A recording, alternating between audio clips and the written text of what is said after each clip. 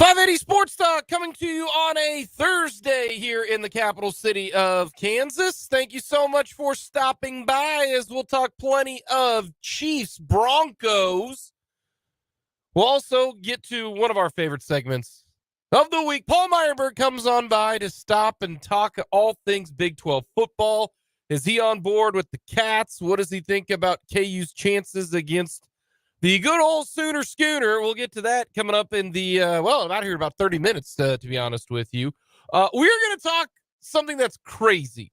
And I think what I have discovered over the last 8 hours is going to change my mind about Chiefs and wide receivers and their production. All right, that's a bold statement. Okay, sounds potentially earth-shattering. Bold statement. I'm gonna break some interesting numbers for you when it comes to the Chiefs. Andy Reid, wide receivers. We will get to all of that coming up. We'll hear from Spags. We'll hear from Matt Nagy. We will talk a little K-State, considering what's been happening over the last couple of weeks and in the future. We'll get to all of that here on this edition of 580 Sports Talk. Hit us up on our text line. Let us know your thoughts. 785-272-9429.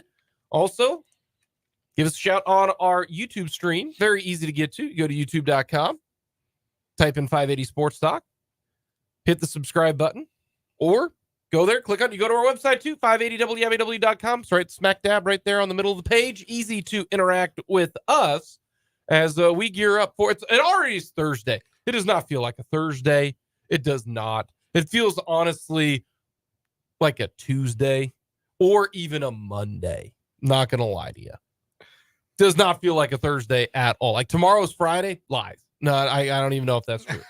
I got to be honest with you. I don't think I've ever disagreed with you more. This is like the most Thursday day of my entire life.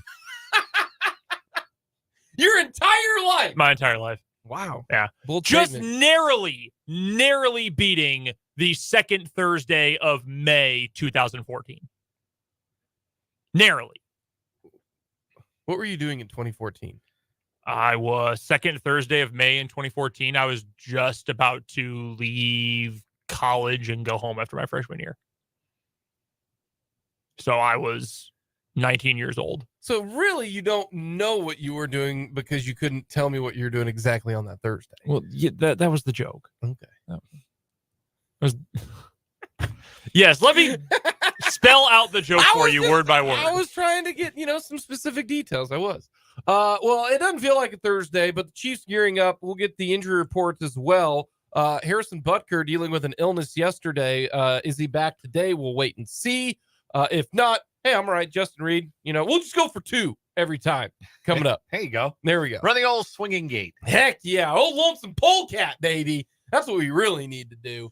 Or what was that one video you showed about the 1929 Thundercats or whatever running like the reverses, something like. Oh, you mean 1935? I think it was Notre Dame Northwestern. They were running the old Notre Dame box. Yeah. The box single How wing. about that? Handoff within the midst of everything. Yeah. Little misdirection, old school style. If a college team came out and ran that this week, they would not be tackled. The opposing defense would not know what to do. They would not be tackled the entire game. But we're going to start with a little bit of Chiefs talk today. That's how we're going to maximize Jalen Milroe at Alabama. We're going to run the Notre Dame box wing offense. They will score 94 points. Who do they got this week? Is this the week that they play Mercer or Furman? No, that's a couple weeks away. Yeah, they get LSU this week. Oh, against that LSU defense? Oh, yeah, 100. They're putting up 100. Against that LSU run defense, they probably could. Yeah, they probably 100. Could. They probably could. Then they play Kentucky, then Chattanooga. Mercer. I thought it was Mercer. No, I get Chattanooga this year. Okay. All righty. Chiefs Broncos. Chiefs have won. Trying to remember this correctly because it was, 2 weeks ago. But the Chiefs have won 34 straight games against the Broncos. Correct? Yeah. By the way, they play Mercer next year. Do they really? Yeah, they do. Yes. No, they have taken care of the Broncos pretty easily. Mm-hmm. But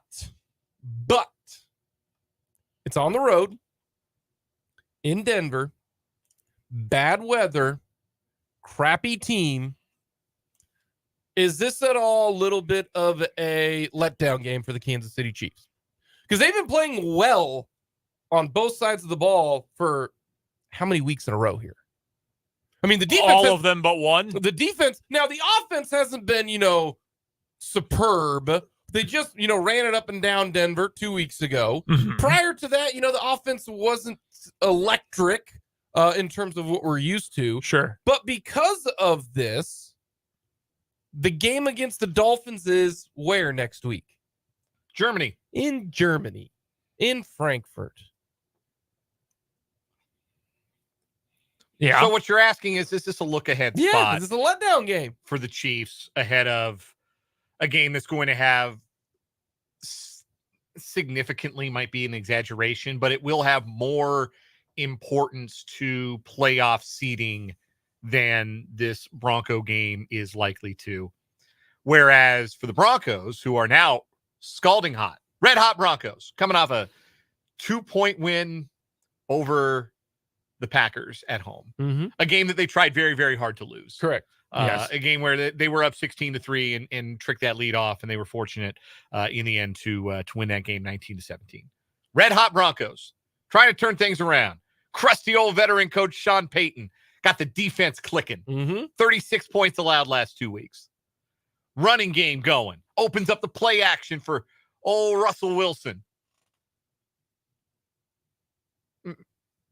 Like, the Denver games, we talked about this going into the first one, right? Like, in recent years, these have been closer games than you would have expected. Certainly have. Here are the scores. 19-8 last game. It was a one-score game until the very, very end. I mean, it was a one-score game, despite the fact that the Chiefs ran all up and down them, and the red zone offense was terrible. 27-24, 34-28, 28-24, 22-9, 22-16, 43-16. Those are the games since 2020. All but one game prior to this year was a one-score game. I, frankly, am not at all worried about this being a letdown spot, and here's the reason why. Can you tell me the last time the Chiefs lost a quote-unquote letdown spot game or a quote-unquote trap game? Colts 2 years ago. Last year? Was that a trap game, or was that just a weird game? Well, like, if they don't fumble a punt, they win. Like, that one fumbled punt, they win the game. We've talked about that. We went into this going into the Bears game, right? Like, their number straight up when they're a double-digit favorite, they're like 25-2 with Mahomes as their quarterback when they're a double-digit favorite. Like, they are not a double-digit favorite going into this game. I believe the number is 7.5. 7.5. But that goes to show you that as substantial favorites, the Chiefs win those games. Like, I'm hard-pressed to remember in recent memory where the Chiefs got bit by the quote-unquote trap game. Like, the games they lost in the regular season last year, other than the Colts, and I don't know that they were looking ahead necessarily to the Buccaneers the next week, but they lost to the Bills and the Bengals. Like, if you were looking the second and third best teams in the conference. Yeah, if you were looking ahead from those games, that would be pretty bad. Like, playing football on hard mode there. Yeah, they lost to nothing but good teams basically in 2021. Ravens, Chargers, Bills. They got blown out by the Titans, but the next week was the Giants. They weren't looking ahead to Monday Night Football against the Giants. Well, and the Titans the Titans were the number one seed in the AFC that year. Yeah. 2020, go back that far, another year that they made it to the Super Bowl. They lost a divisional game by one score to the Raiders at home. And then they lost the last game of the year because they didn't play their starters. Yeah. 2019, Super Bowl year, losses. A decent Colts team in that ugly, ugly Sunday night game. Remember, LaShawn McCoy fumbled and then Mahomes rolled his ankle and couldn't really move. Yeah. Then they lost to the Texans the next week. Playoff team. And lost to the Packers with Matt Moore at quarterback. Yeah, with no Mahomes. And lost to the Titans by 3 on the road. Again, a good playoff Titans yeah, team. The team reached the AFC Championship game. Like, they just don't. Every team is susceptible to it, but I'm of the firm belief that if you're saying this is a trap game, it's not. Because if you know that it is, you can't fall. Like, oh, wow, I see this giant open trap door underneath me. Wow, I'm going to be so shocked when I step on it and I fall into the pit. Like, no, that's not a trap game. You just walk around it. But then doesn't that make the Colts game a trap game? You could, if you wanted to argue that one, fine. I don't think I would, because I don't think you can have a trap game 3 games into a season, personally, because you don't really know what you are. Here's the reason why I say it was a trap game. Okay. Because they were playing well, 2 games in, looking good. And I remember it because, and this is how I remember this is a trap game, because the line was like Chiefs minus 5.5. And I said this, they're going to easily cover that. So I put down like $50 on the Chiefs to cover. And of course they don't even win. Like, that's how you know it's a trap game. Like, nobody expected them to lay that egg. And I do know that if they didn't, if Sky Moore doesn't muff that punt against the Colts, they probably win the game. But he did. But he did, you know? A trap game, or did they just not play well? Well, I think like that's the one example we've been able to come up with in the Mahomes era of them losing to a team that they had no business losing to. That's the one. Yeah. The one. Yeah. So I don't think they're going to lose, but because of the weather does change everything. The weather is the biggest equalizer in football. It is the sole biggest beneficiary to an underdog outside of a key injury to the opposing team. If there's a key injury, that changes everything.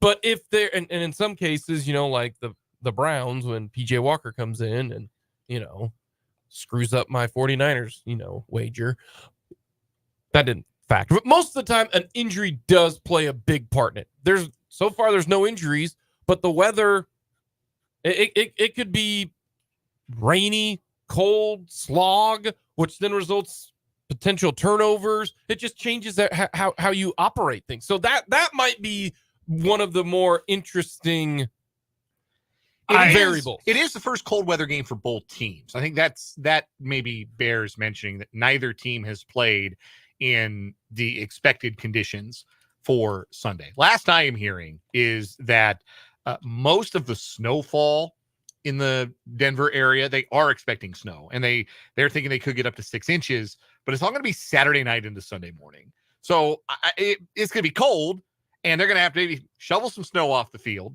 But this isn't going to be like the I could spit it in anything game for Patrick Mahomes when it was they were playing a snow globe in the first half. And to that point, I knew I could find this story. This was published by Sean Ronka of Covers.com, gambling website, back in August.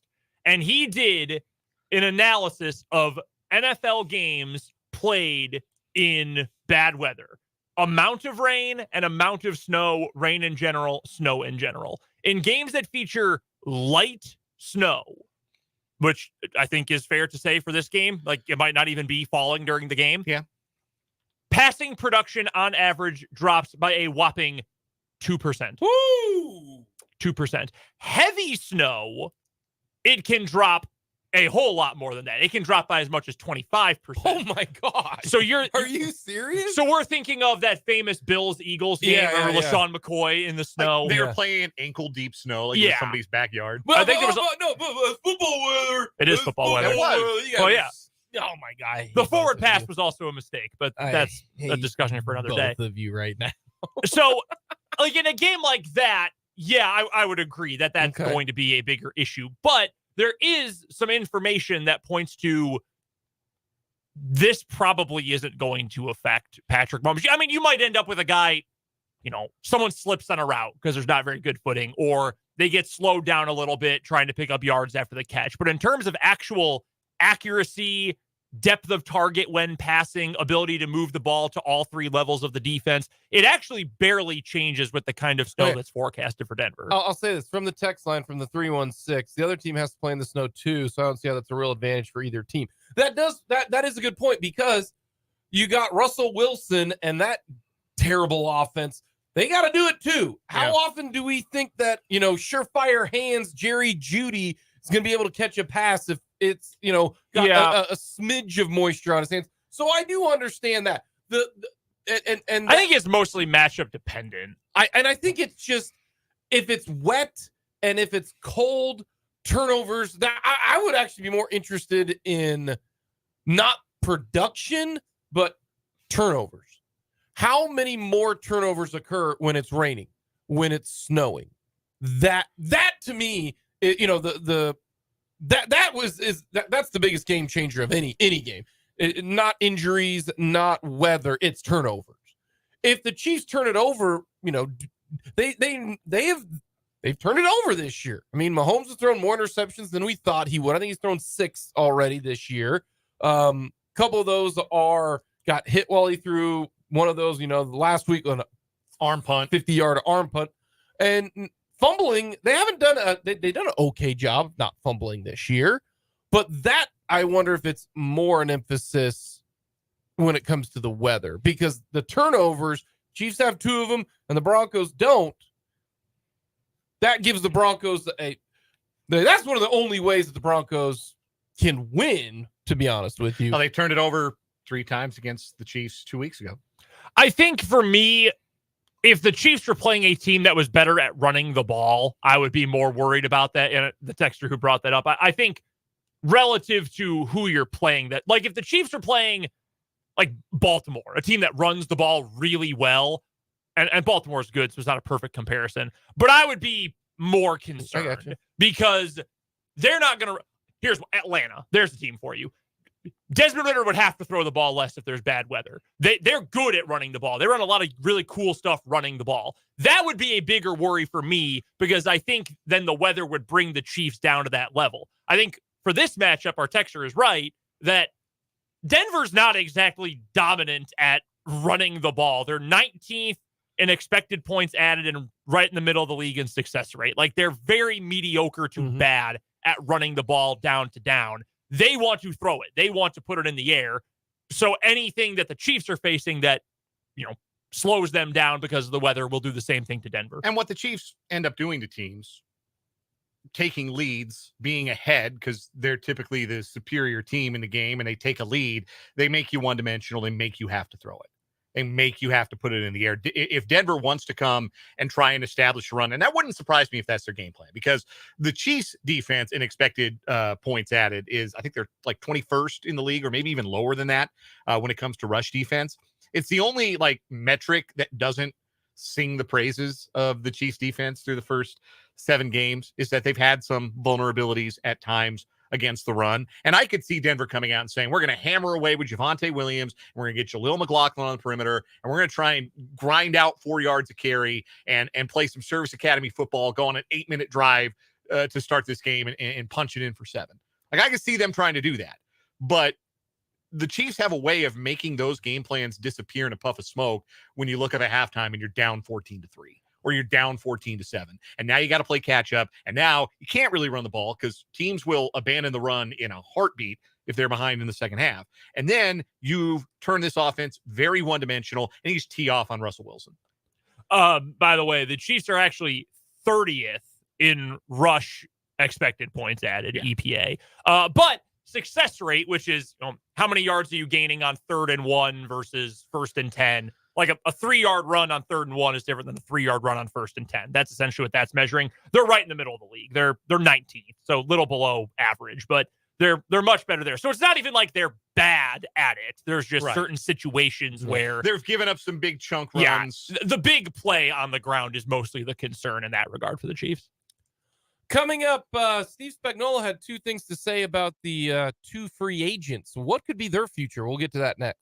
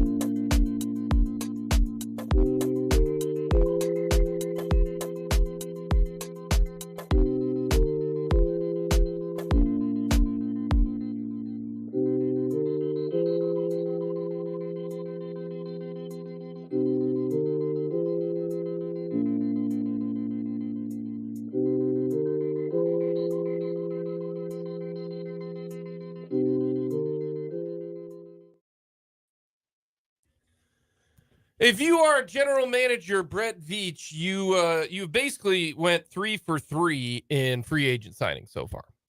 You are 1 for 1 with Charles Omenihu after one game. Now, he did miss 6 games because of a suspension, but you would like to think that 12 games is, if he plays for 12 games, is going to be worth it, right? Yeah. Signed Drew Tranquill. That's been worth it already. For sure.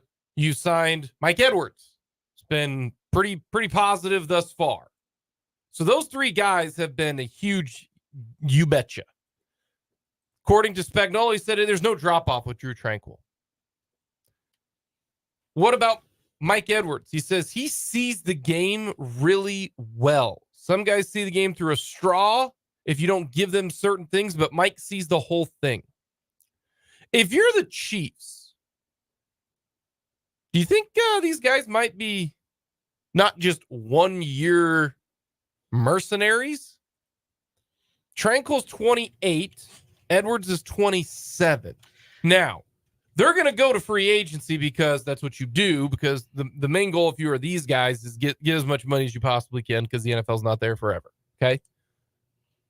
Is there a world where do you think first of all, let me ask this. Do you think these guys will be good next year if they played for the Chiefs? Yes or no? Probably. Okay. At 28 and 29. Yeah. Okay. So you obviously think they could help your team next year. We know that Reid's going to be back next year for the Chiefs. You still got Cook there, so he would be your third safety. Tranquill, is Willie in his last year? Or has he got one more year? No, Gay's in his last year. So Willie Gay, don't know what's going to happen with him. Bolton still got another year. You got Chanel, who might he's not a true linebacker. He's more of a hybrid outside linebacker, defensive end type of guy. So I wonder if this isn't something for next year. Will they get paid too much in the offseason because of their success and the Chiefs have no chance? Because we've already established they couldn't help the Chiefs next year. Okay, so if they can help the Chiefs next year, then it comes down to at what price can you get them for next year? Because I think both of them have been huge additions. Yeah, I mean, it's a good question. I think Tranquill to me is probably more interesting long-term than Mike Edwards is. Is Edwards just a guy? I appreciate Spags recognizing his football smarts and his ability to see the field. I think that's a very useful skill. And it makes him a really good fit in the secondary, where one of their great strengths as a unit is their football IQ. Yeah. But I do think what he brings to the table is probably more repeatable, more replaceable. Can a Shamari Connor do that?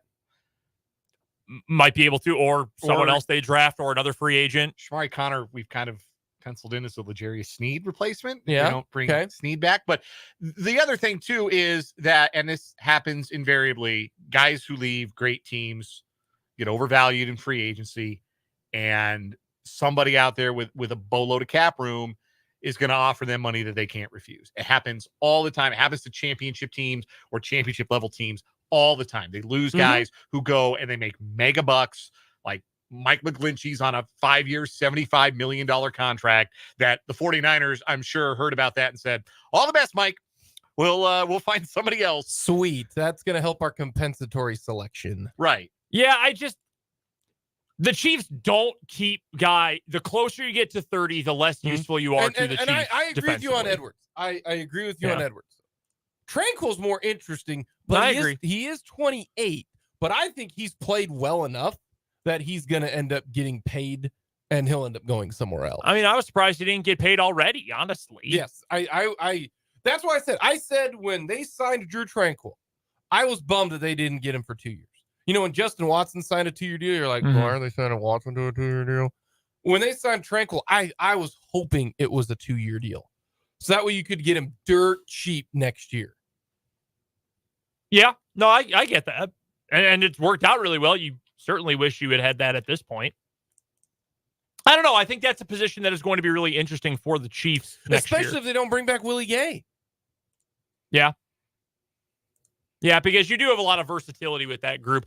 I don't know about Gay. Gay's had a really good year. He leads the Chiefs in he's second on the Chiefs in tackles, I believe, this year. He's played much better. Yeah. No, it's a great question. I don't know if that's the case. Then you got Nick Bolton, who's going to go into his last year next year, and then who?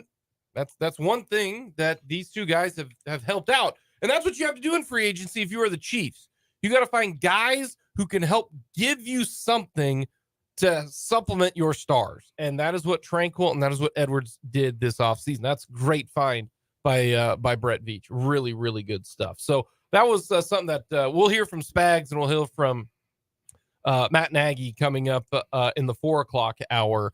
A little bit more Chiefs, as well as I have completely changed my mind on how we need to evaluate Chiefs wide receivers. Completely changed my mind. Yeah. By the way, if I may interject real quick with one more point about safeties and this defense in general, my dream scenario for the Chiefs, it probably won't happen. They get Myles Garrett? No, I'm safeties specifically. Oh. If you're going to spend on, and I don't know what exactly the cap numbers will look like, they can make it work one way or the other. Antoine Winfield. Because frankly, it does not matter who your other safeties are. They will look better next to Antoine Winfield. Going to be a free agent, unrestricted. He was a second round pick, so they don't have a 5th-year option with him. Ooh, Tampa? Yep.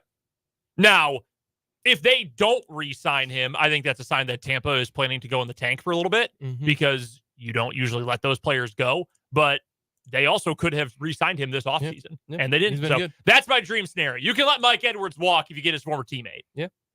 Coming up next, we talk all things Big 12 football with Paul Myerberg.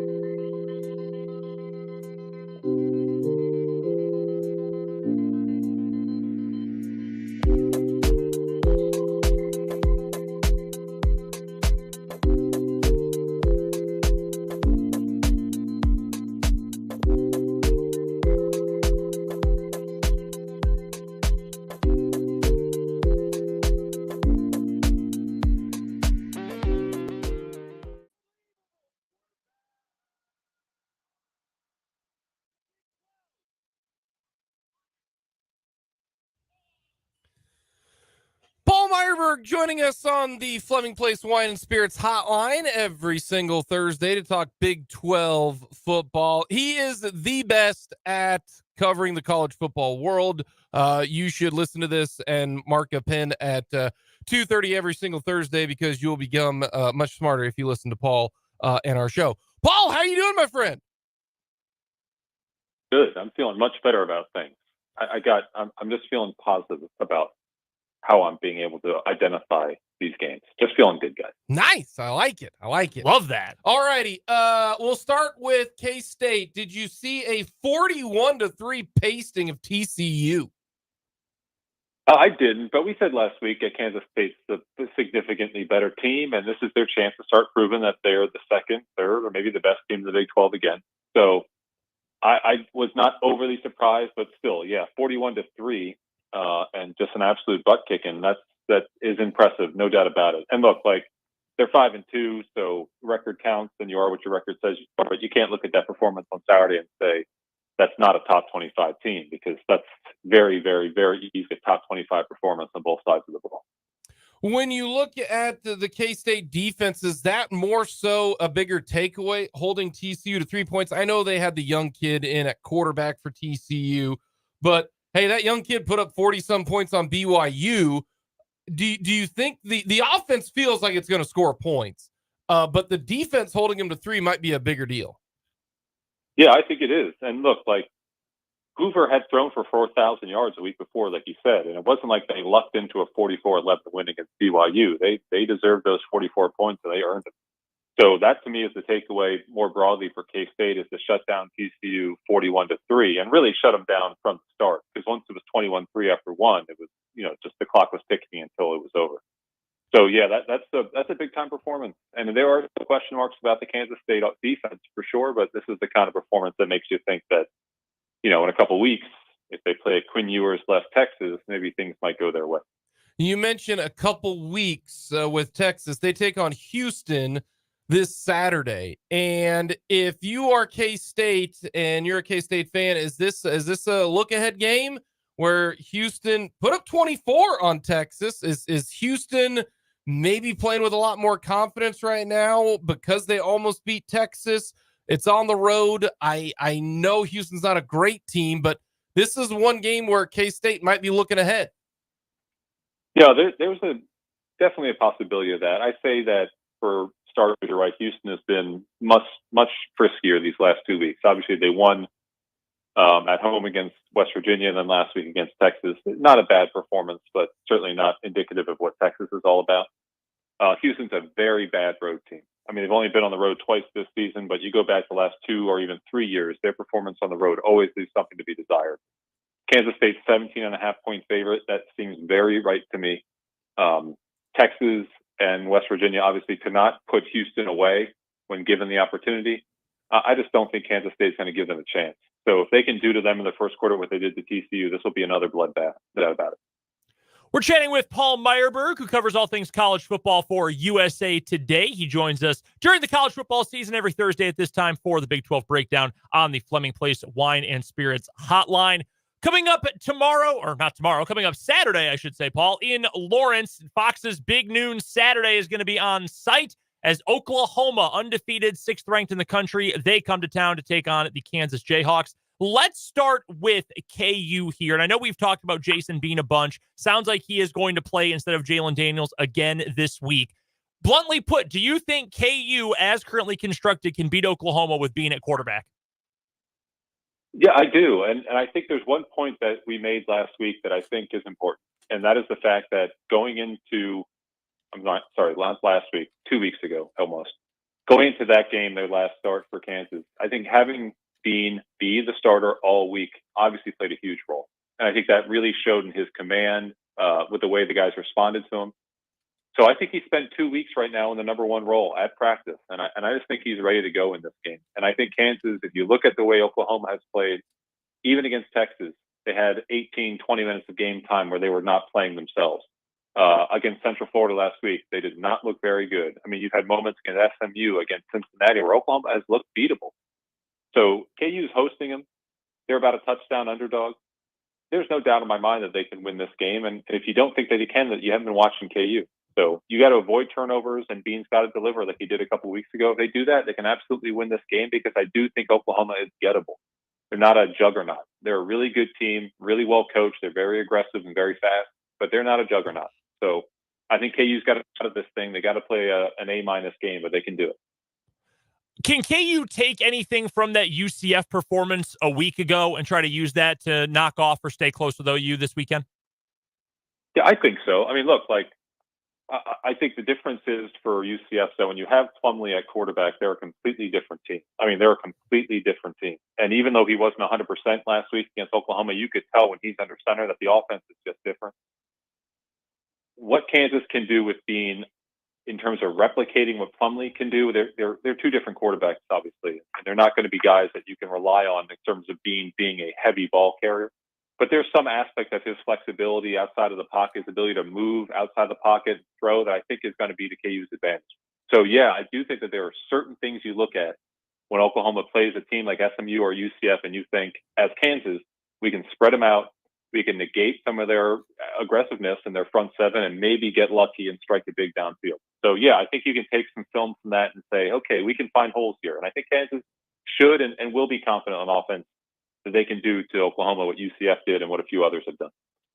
How good is Dylan Gabriel? I don't think he's great, guys.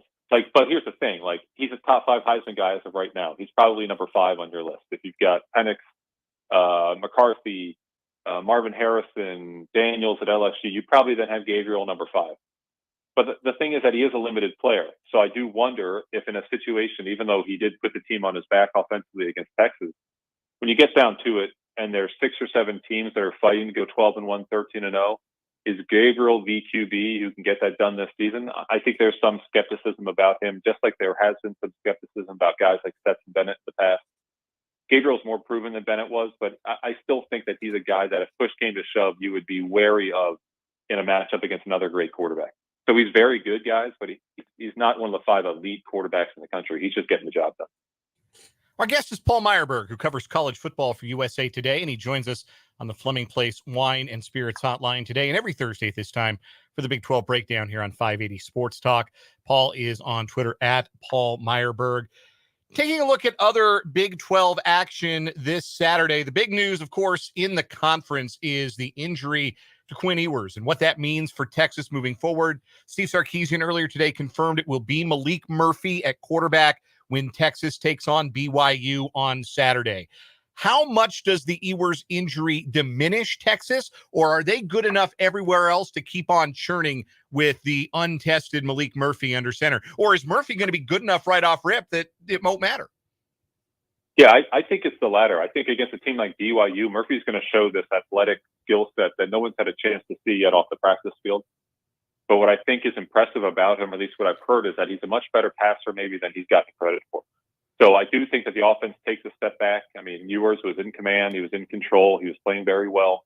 But I don't think it's going to be that dramatic. I think the question is, guys, 2 weeks from now, when you play Kansas State, and whether you're at home or not, that's a different environment against a different sort of team. And I think that's where you begin to wonder. Those fears for me will be answered if Murphy goes out and is 18-25 for 250 with 3 scores. I think you can kind of put those fears to rest. But you got to see something from him. I think he has the potential, but at the same time, it's unproven. So it's a good thing they play BYU, I do think, because if they had to play Kansas State this weekend, I don't know how you would pick them to beat the Wildcats. I am fascinated by the West Virginia UCF matchup in Orlando at 11 a.m. on Saturday. And the reason is I can't decide who needs this game more. So help me answer the question, Paul. Who needs this one more? Neil Brown, the Mountaineers, or Gus Malzahn and the Golden Knights? Yeah, so UCF really needs one, right? Because they've been close against OU. They blew it against Baylor. They're a better team than 3-4. They could easily be 5 and let me do the math here. They could easily be 5-2. But I still think West Virginia needs this one more because look, we're 2 weeks away from saying West Virginia, what a story. They're 4-1, 2-0 in the Big 12. Look at this. Then all of a sudden you look back and got a heartbreaker against Houston, and then you get kind of blown away late against Oklahoma State. So I think West Virginia needs it. If they don't get this one, I think they still get the 6, but it's 6-6. It's not 7-5. But you win this one, you're maybe 8-4 just with the Oklahoma game as the loss. So I'm going to go with West Virginia. But it's close. Both these teams obviously are in a place where they need to win bad. Paul, this is not a Big 12 question, but we would be remiss if we did not bring up sign-stealing gate currently unfolding with regards to a team that many believe, and Las Vegas believes, is the best in the country, the Michigan Wolverines. The investigation continues to be ongoing. There are new revelations in the case, I guess, every single day. There's a lot of humor in it if you dig deep for it. What is your take on this? Because it sure feels like the people who are most aggrieved by what is being reported are people with Bucknut in their Twitter handles or Sparty 469 on Twitter. And the coaches who have spoken out loud about this have kind of met this news with a bit of a shrug of the shoulders, at least the ones who've commented publicly. So what do you make of this? Yeah, that is a really interesting twist, right? That you'd think the coaches would be upset, but they're not. And the truth is that this is a sophisticated, extremely sophisticated version of what happens period, every day and every game. You go to a game and there are guys who are trying to copy your signals. It's sports and it's football. So I think coaches as a whole are like wary of criticizing too strongly because they've realized that, other than the fact that they're not buying tickets and giving them to fake individuals to videotape them from the stands, there's a degree of this that's replicated at every single school going into every single Saturday. I think the bigger deal, guys, the bigger story of it is the bigger story of Michigan.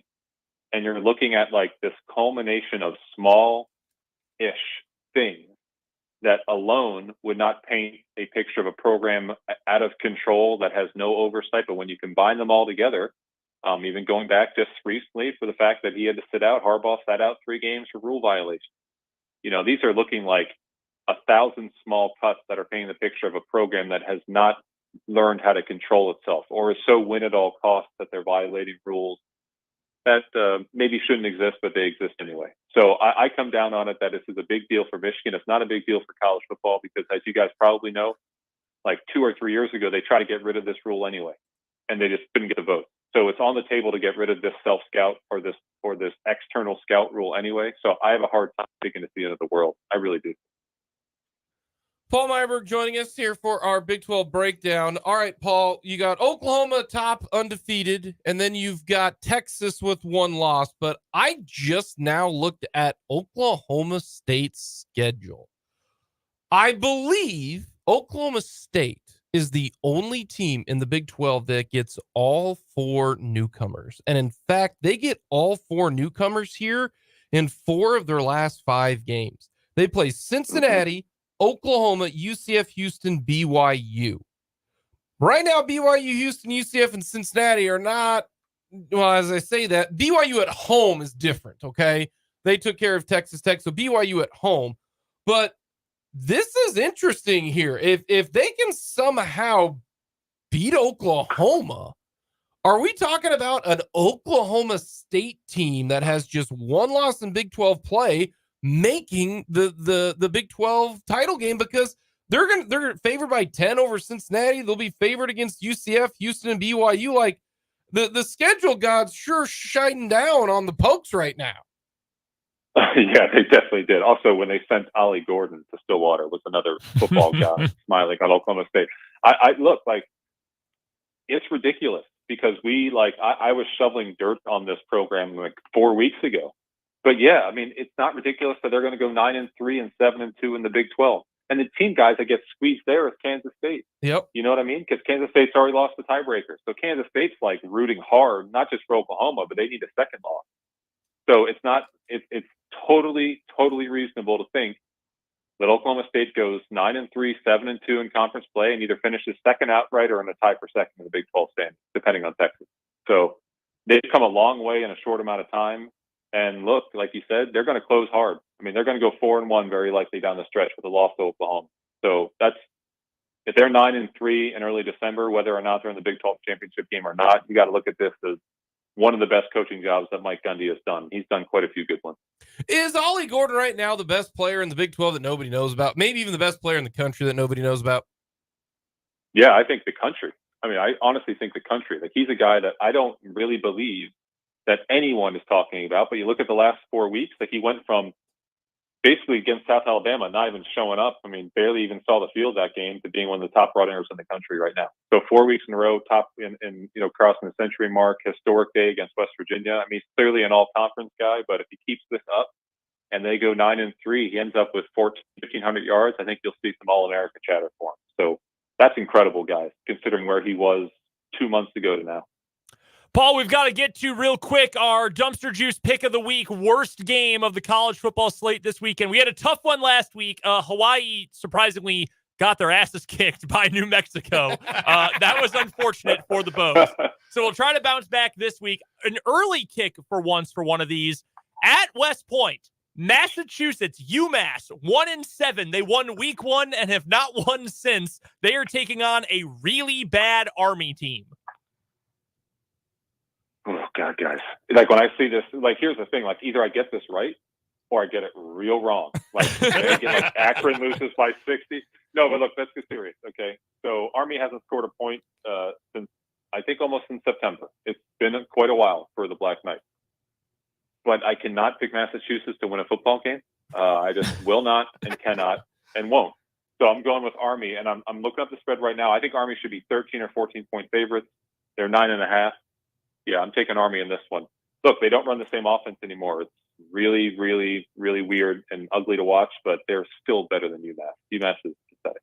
Yeah, Army in the last 2 weeks, I was not aware of this. And granted, Troy is a good team. LSU is a top 20 team. They've been outscored 81-0 in the last 2 weeks. Oh, no. It's not great for Jeff Monken's team. It's not good. Not good, guys. Not good. But they're still, Massachusetts is the cure-all, man. Like they're an elixir for a bad football team. So Army's going to get it done. I really, really feel that way this time, guys. I really, really do. Alrighty. Give me your 4 teams in the playoff right now.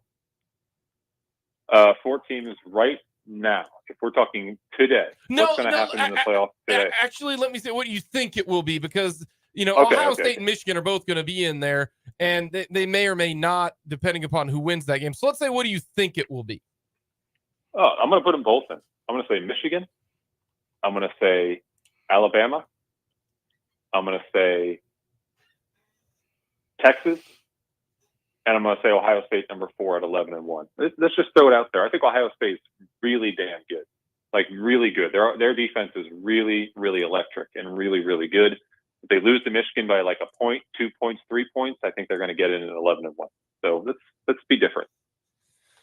Paul, as always, we appreciate the time, my friend. Enjoy the football games this weekend. Okay, thanks, guys. Talk next week. Paul Myerberg, USA Today. He's got Texas. That means he's got Texas beating K-State. Beating K-State, yeah. And then beating OU. Okay, yeah. He's got Florida State obviously losing. Yep. He's got Washington obviously losing. Probably to Oregon, yeah. So then he's got Oregon at 1 loss. Mm-hmm. Below Texas and below Georgia out for Alabama. Yeah. I don't hate that pick. I don't either. I think Alabama has played better since their loss than Georgia has at any point. Does Missouri have a chance against Georgia? Yeah, they do. Yeah, they have a chance. I don't think they'll do it, but they have a chance. Okay. Yeah, Missouri's legitimately good. I know. It's gross to consider for a lot of people who are listening. But Missouri, I don't think it's gross, but I know you do. Do you think it's gross? I am indifferent. I'm not a big Eli Drinkwitz fan, but okay, he got a squad, man. What they're do? Good. Yeah, okay. Luther Burden is so good. He's above average. So good. Yes. Coming up, we will we're going to be giving away some K-State tickets. Be listening. We got a lot more to get to here on 580 Sports Talk.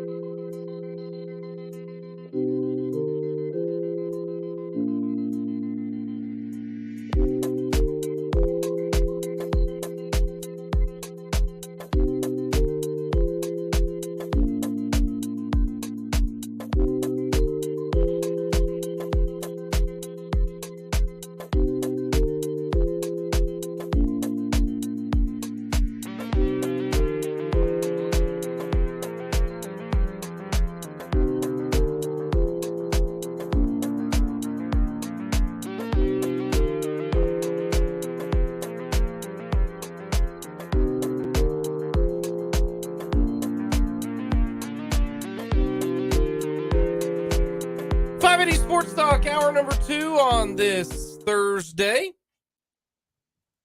Jake LeBon, Brendan Dworzynski, Dan Lucero with you.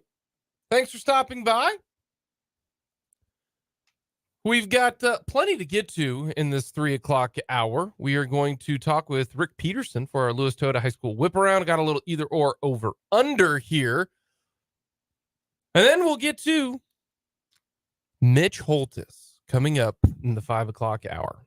Brendan, I do have to bring up that the hat that you're wearing right now, I am not a fan of. Okay.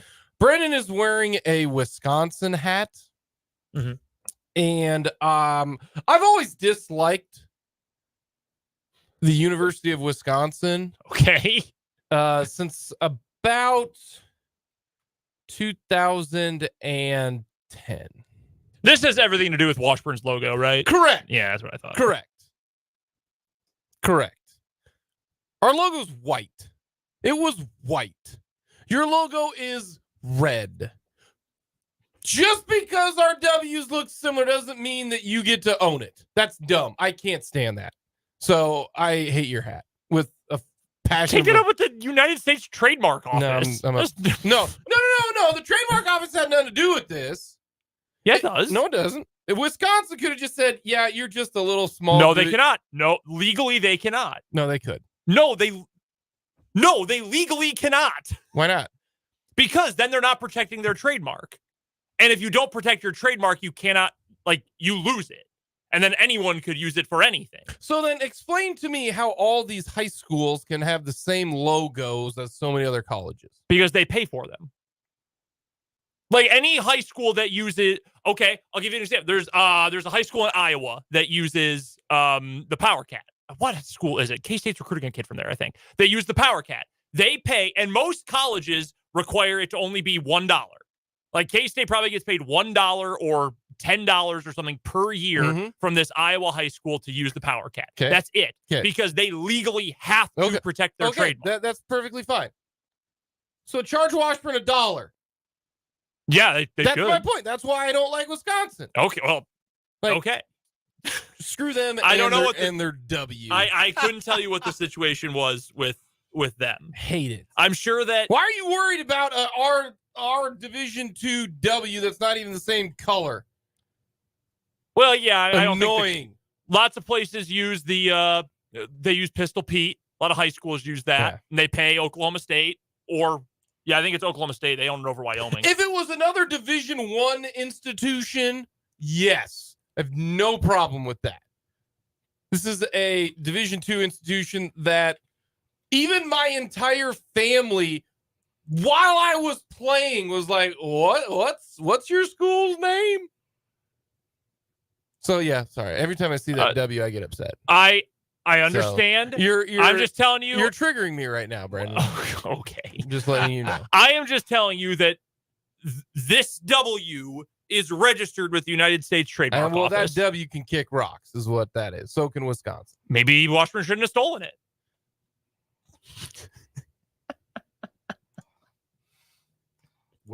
Where is the lie?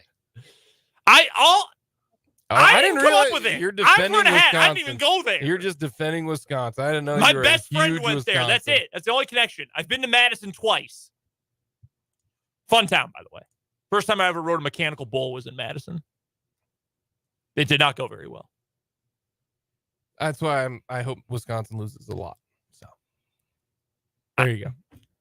Again, take this up at the U.S. Trademark Office. No, I'm just saying, you rocking W. Maybe Washburn said they didn't want to pay. No, they should do the $1 thing. Well, maybe they didn't have the. There you go. What if Washburn? Okay, well, what if Washburn said it's the principle of the thing? Well, then Washburn's quit being cheap. But then I get mad at Wisconsin because they would have paid $1 because I would have given Washburn $1. Principles, though. I don't know what happened. Everybody I'm just telling you the rules. I just don't like it. So. That's why it is so lucrative for Bill Snyder to own the rights to the Power Cat. Because not only is he getting a cut of every piece of merchandise that's sold, every heist, he gets but Bill Snyder's a man of integrity and only would charge him $1. Well, I don't know the exact amount. This is why Bill Snyder's a good dude. Wisconsin sucks. There we go. I said my piece. Let's talk about the Chiefs and how It's officially called the Motion W, by the way. I want to motion something else. We're done. Wisconsin sucks. Moving on. Motion to talk about the Chiefs. Yes, motion to talk about something that's Motion good. passes. This was from The Athletic, and this is wild. I am truly floored by this. Andy Reid's been a head coach for 24 years. He has coached or around 156 wide receivers have played a bulk of snaps, okay? Not like the Garrick Dieters of the world, okay, who, played like a few snaps here or there, okay? But 156 wide receivers have played under Andy Reid. And I almost didn't want to put this number in the rundown for you guys to see it, so you guys could have taken a guess. And I wonder what you would have gotten. But in Andy Reid's 2 stints as head coach with the Eagles from 99 to 2011, with the Chiefs from 2012 till now, there have been 5 wide receivers that have recorded a 1,000-yard season. That's it. 5. One hand in 24 years. I find that incredible. So, here are the 5. Most recently, Tyreek Hill. Would you say that Tyreek Hill is a above average wide receiver? Yes. Comfortably so, yeah. Okay. In fact, he's a Hall of Famer. Yeah, probably. Okay. Yeah. Terrell Owens is in the Hall of Fame right now. Do you remember when T.O. didn't go to Canton? That was a whole weird situation. Yeah. But T.O., right? Hall of Famer. Yeah. The other 3, Deshaun Jackson. We just mentioned Deshaun Jackson, was it yesterday or the day before? Talking about, his I think it was yesterday. big playability. Deshaun Jackson was a really good wide receiver. I mean, we're talking, he to me would be on a short list of guys who were in the Hall of really good. Okay. The other 2, Jeremy Maclin. Good player. Jeremy Maclin did it twice for the Chiefs and did it twice for the Eagles. He was pretty good. Cost the Chiefs 3rd round draft pick too. That was the most bogus draft pick that they got. That was terrible. Anywho, Just the airing of grievances on the show today. yes. And then the last one. So that's 4. Tyreek Hill, Terrell Owens, Deshaun Jackson, Jeremy Maclin. Brendan and I had to look this one up because we were looking and looking and looking. I'm like, who is the other one who's had 1,000 yards receiving for the Philadelphia? No one for the Chiefs. I mean, it's only Tyreek Hill. That's it. No one else has gotten to 1,000. Kevin Curtis.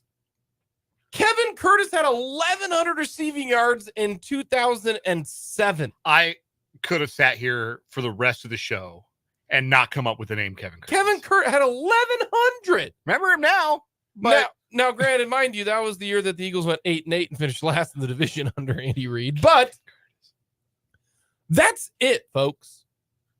That's it. Now, a little bit different with, with Travis Kelce being there because he's a guaranteed 1,000-yard receiver. And most of the time, though, under Andy Reid, unless you were a Hall of Famer or a certified dude at times, because Maclin was really good for the Eagles. He was. But here are the Eagles' leading receivers for Andy Reid. Torrance Small, Chad Lewis, James Thrash, Todd Pinkston. Did it twice, by the way. None of them 1,000 yards. Then you got T.O., who had 1,200. And then T.O., of course, the year that was a rough year that year for old T.O. He had 736. Then Reggie Brown led him with 816 yards. Kevin Curtis with 1,100. Then you had Deshaun Jackson, who had back-to-back 1,000-yard seasons. Then Macklin led them with 1,000-yard season. Jackson also had a couple years with 1,000 yards. Like, receivers don't get 1,000 yards if you're a wide receiver for Andy Reid, unless you are that guy. Like, that legit guy. Now, having Travis Kelce there is a bit different because, I mean, we all talk about how many wide receivers would you take over Travis Kelce right now? Like, not many. Even at his age. Very few. Even at his age of 30, was he 33 this year? Yeah. So maybe the fact that Travis Kelce gets 1,000, there's only can be so many balls thrown. But if you look back at Andy Reid and his tenure, even before Patrick Mahomes, when he had Alex Smith as his quarterback, there weren't any 1,000-yard receivers. Yet they still win. They still put up points. So does this, Juju last year had 933. Didn't get to 1,000. And Juju has had a couple big seasons with the Steelers. So do we need to look at just the individual guys and say, does this guy have the talent to be not just an above average player, but a really good wide receiver? Like none of them are going to be on the stature of, Tyreek Hill or Deshaun Jackson or Terrell Owens. We know that for sure. Like those three, to me, none of the receivers right now for the Chiefs have that in them. But do they have a chance to be a Jeremy Macklin? Does Rashee Rice have a chance to be Macklin? Could he get to 1,000 yards? Like Sky Moore, I can say he ain't going to do it. He ain't that guy. Justin Watson isn't that guy. Justin Ross might not be with the team. Who knows? But, I don't see Justin Ross. Who else? MVS is he's never even been a 900-yard guy. He's never even been an 800-yard guy. I thought he got to 800 once. No, he might not have. So do we need to look at the Chiefs at the wide receiver position completely different? That the odds are that they're just not going to have that absolute stud on the team, even with the Travis Kelce. It's just not going to happen unless you are that guy, and that guy recently has been Tyreek Hill. By the way, I was incorrect about MVS. He's never even been to 700. He hasn't even been 700? 690 was his career high. We'll round up.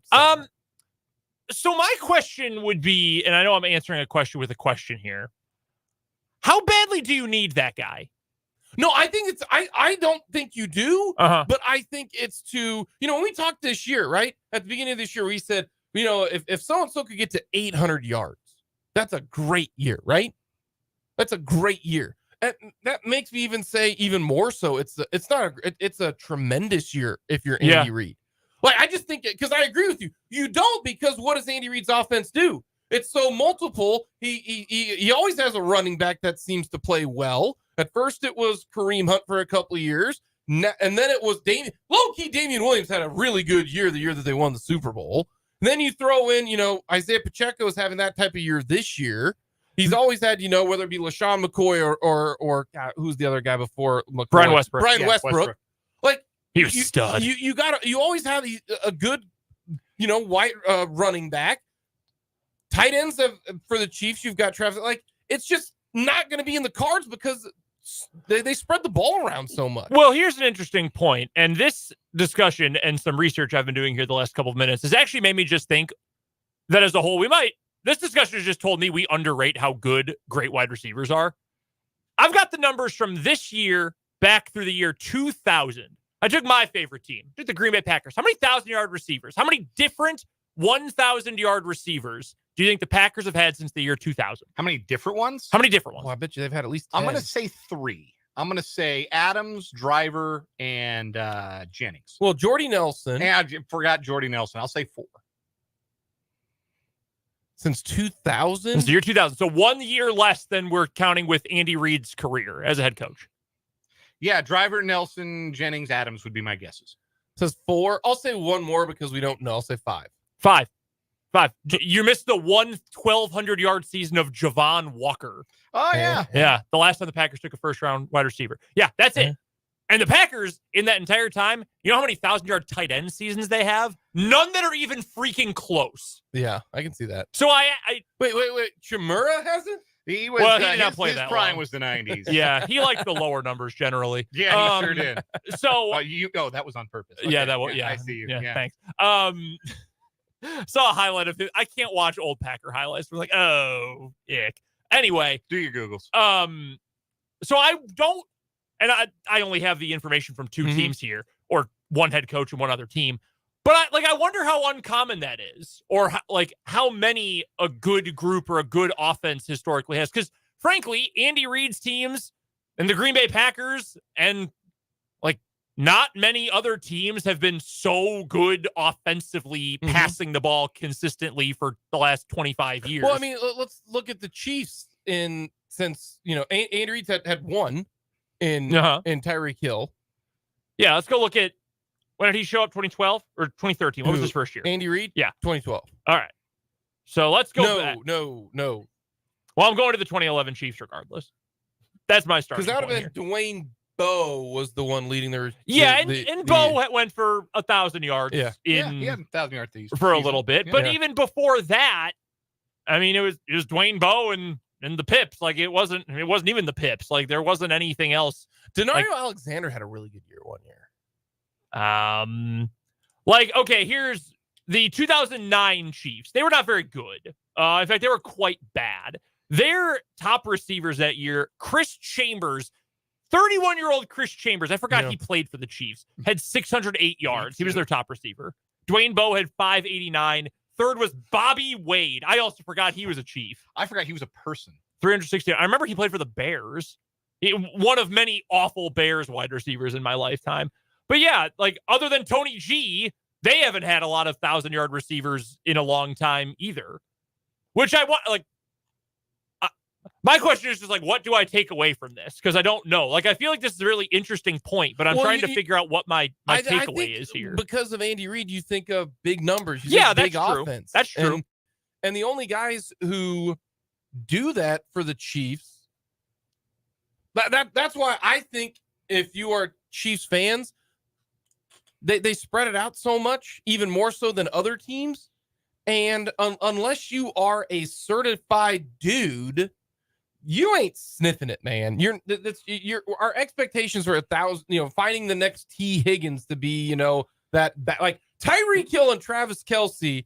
You could argue at the same time at their peak were the best 1-2 combo in the NFL since maybe Reggie Wayne and Marvin Harrison. Careful with that name, Marvin Harrison. Careful.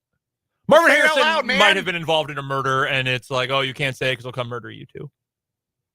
Okay. Just be careful. Yeah. Just be careful with that name. How many receivers had 1,000 yards last year? I want to say there's probably 15-ish. 1,000 yards last year? 1,000 yards last year. Oh, more than that. I'll say 22. I'm going to go with 13. 22. Right on the number, 22. Wow. Brandon Ayuk was last in that group, 1,015 yards. But everyone, there is no one who made this list by accident, unless you really hate Christian Kirk. Other than that, every single guy on here is a legitimate either superstar, like your Jeffersons, Hills, Adams, Browns. I think Brandon Ayuk is awesome. I think he's a great receiver. He's the most underrated wide receiver in the NFL. But Tyler Lockett, what did he have last year? 1,100 yards? 1033. Yeah. Yeah. He's really, really good. Yeah, he is. And he just got to 1,000. Olave had a really good rookie year. He actually missed a couple of games. He still got to 1,000. Lockett, arguably wide receiver 2 on his own team. And Metcalf also went for 1,000 last year. Metcalf gets the attention. That's really rare. When you've got you had Hill, Kelce both going over 1,000. Both going over 1,300 yards. That's extremely rare. Yeah. So maybe what's more interesting then to look at is the guys who came up just a little bit short of that, guys who finished in the 800s and 900s. Like Juju, 933, Mhm. good year. Michael Pittman, really good player for the Colts, And 925. maybe that's why we underrated trying to replace Juju. Maybe. That's possible. By the way, and not that I'm saying like they should have kept Juju for this reason or they made the right decision or whatever. Statistically speaking, you know who the worst receiver in the NFL is this year? Is it Juju? It's Juju. It's Juju. Yeah, the ESPN analytics. Yeah, he's dead last. 109 out of 109. Wow, that's not great. He's caught 14 passes. Yeah, I went searching for what Patriots fans feel about Juju, and almost all of them were like website comment sections and message boards that said, "Do you think we could give him back to the Chiefs?" So, and maybe the broader point is, can you have a functional passing game without having a wide receiver who is an upper echelon wide receiver? And I thought the Chiefs kind of proved that last year. Yeah. Mm-hmm. But at the same time, it's just a matter of semantics that we don't consider Travis Kelce a wide receiver because he lines up in line. Like Kelce's that guy. He's the guy that we talk about. Like he's a different kind of player, but he's in the same class as a catcher of the football as Justin Jefferson, as Jamar Chase. Like he's that guy for the Chiefs. The question is, and it's a question for a later date, what happens when he's not that guy anymore? And that's, I mean, kicking the can down the road, obviously, because he doesn't look like he's going to stop being that guy anytime real soon. But also, this is the NFL, and you never know. You know, there could potentially be a drop-off as he gets further into his mid-30s. That might be pretty steep, and then they might need somebody to step in and be that reliable target. Real quick trivia before we go.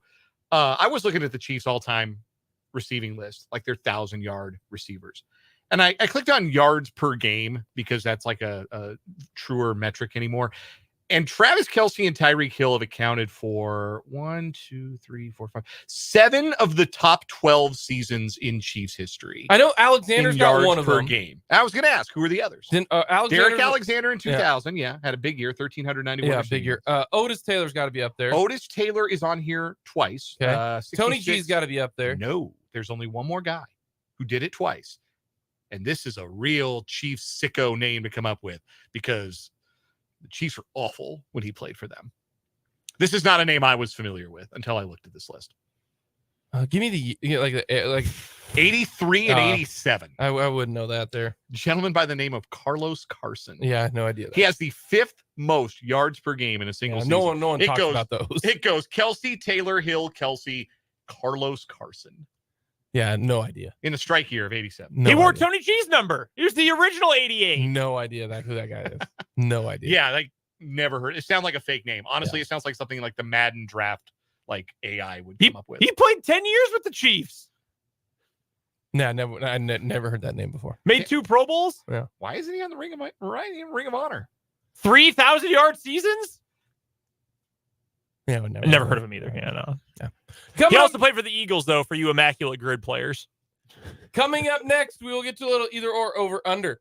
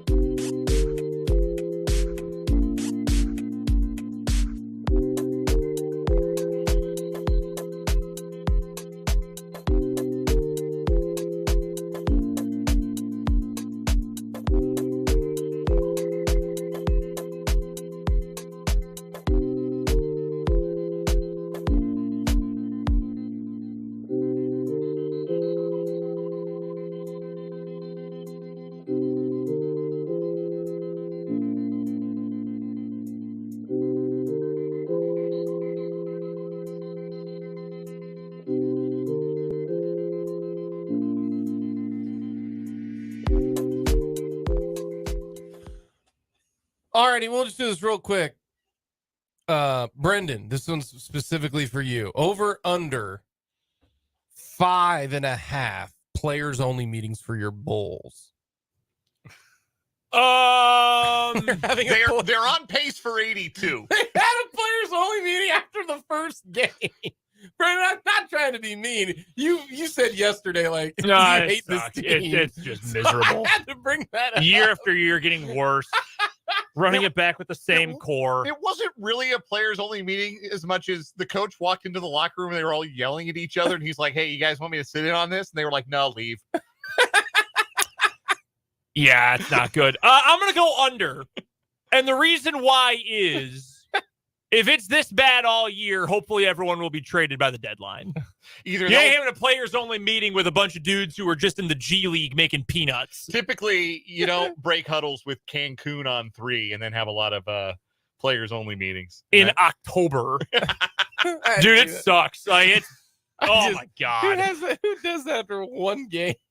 Okay, what do you got? I went through so many hoops last night to watch that game. So many hoops. I was trying to get my parents' cable login, but no one picked up the phone, so I had to go find some. I had to use my Google Foo and find some websites that allowed me to watch the game. Speaking of going through hoops, the Bulls' opponent did that a lot last night. Yeah, they did. Yeah, they did. The Bulls were a heavy favorite, too. What was the score? What was it, 120, 100, somewhere in that neighborhood was the final score. I didn't even watch the final 6 minutes of the game. What a waste of my time. What a waste of my energy. Dumbass team. All right, either or over under for today. I need a break to cool down. I'm already mad at them. It's October 26th. I didn't mean that. I just thought it was funny. God. Well, it is funny, but it sucks because I pour my emotional energy into idiots. God. All right. Either or over under. Which happens first? The Royals make the playoffs. The other. Or the Royals get a new stadium. The other. A new stadium, yeah. Then. Yeah, I think they'll have moved into a new stadium before they get back. Well, gosh, the bar is on the floor now to get to the playoffs. All I got to do is win 84 games to make the playoffs anyhow. So, well, you got to remember, they're pretty far away from that. They only won 59, so exactly. they got a ways to go. But hey, let me ask you: you are the Royals going to spend money? The answer, if we're going to go with history, says no. So therefore, there's not a lot of evidence that they will. We don't know that they will. Maybe they'll surprise us because this is still a relatively new ownership group and a new GM, even though he's cut from the same cloth probably as his old boss. But I'll leave open the window to be surprised. But it would be relatively unprecedented. This is relevant, by the way, because coming up in today's 580 Sports Talk headlines, we've got stadium news. It's not good for the Royals. For the city of Kansas City. Oh, what's happening? It's going to cost more than anticipated. And by more, I mean like billions more. Wait, yes. The headline from Mike Hendricks. With a B and a plural. Yeah. From Mike Hendricks of the Kansas City Star. Secret memo reveals, quote unquote, staggering cost of new Royal Stadium for Jackson County taxpayers. According to an analysis done by Frank White's office, it could cost somewhere in the neighborhood of $4.4 to $6.4 total billion. Well, one, you got to demolish everything first. So that costs money. Well, yeah, I don't think anyone is surprised that it's going to get into the billion with a B range. But the Royals have been saying it was going to one. That's been their selling point, is it was going to be one. I meant $2 billion total. $1 billion for the taxpayers. $1 billion is what the Royals ownership group was going to put up. Well, that number is now in excess of 4 to 6. Is it, according to this? Is it bad that I also want to take this with a little grain of salt because of the history with Frank White and the Royals? I think that is fair, but at the same time, you should always assume the owner is lying to the public, because generally when it comes to stadiums, they are. Yeah, that's not a John Sherman thing. That's every owner trying to get a new stadium thing. Like everyone ever. Is this maybe the reason why that they haven't chosen maybe the Jackson County? I'm sure it's a factor. You want to know what I do if I'm the Royals? I go over to the Chiefs and be like, please help. And if the Chiefs are like, we want in on this, then it passes. Yeah, That's probably true. Yeah. Quick either or for me. World Series starts Friday. Rangers, Diamondbacks. Who'd you rather see win? Either or. The Rangers, because it's still too fresh that the Diamondbacks overtook the Cubs in September, and I think the Rangers will win as well. Give me Rangers in 6. What's the Diamondbacks song? What's their song? Because the Rangers got Creed right now. The Diamondbacks Dan's aren't interesting enough to have anything. They don't have anything. I should have done that was from Dan. No. Paul Sewald today wore a T-shirt. It was just a white T-shirt with black text that said "Snakes Alive." That's their thing. Snakes Alive. Give me the Rangers. I think they're the better team. Yeah, give me the Rangers. Yeah, I'd like to see the better team win one postseason series this year. That'd be cool. Also, they've never won it, so that's kind of cool. Don't tell our Sorry, other Dan. co-host that. Sorry, Dan. That's we'll go with that. These baseball playoffs have been particularly cruel to you. Yeah. Yes, what it Yeah, has I know. revealed to me is how little hope I have. Like I have openly started to I discuss. thought Like you'd have like more hope because you got a chance now. I would have thought the same. But what it has revealed is that I have no hope. Is that it is gone. Is that I have resigned myself. The Rockies will not win a World Series in my lifetime, and probably ever. Let's talk about something fun. Let's talk high school football with Pistol. We'll get to that next.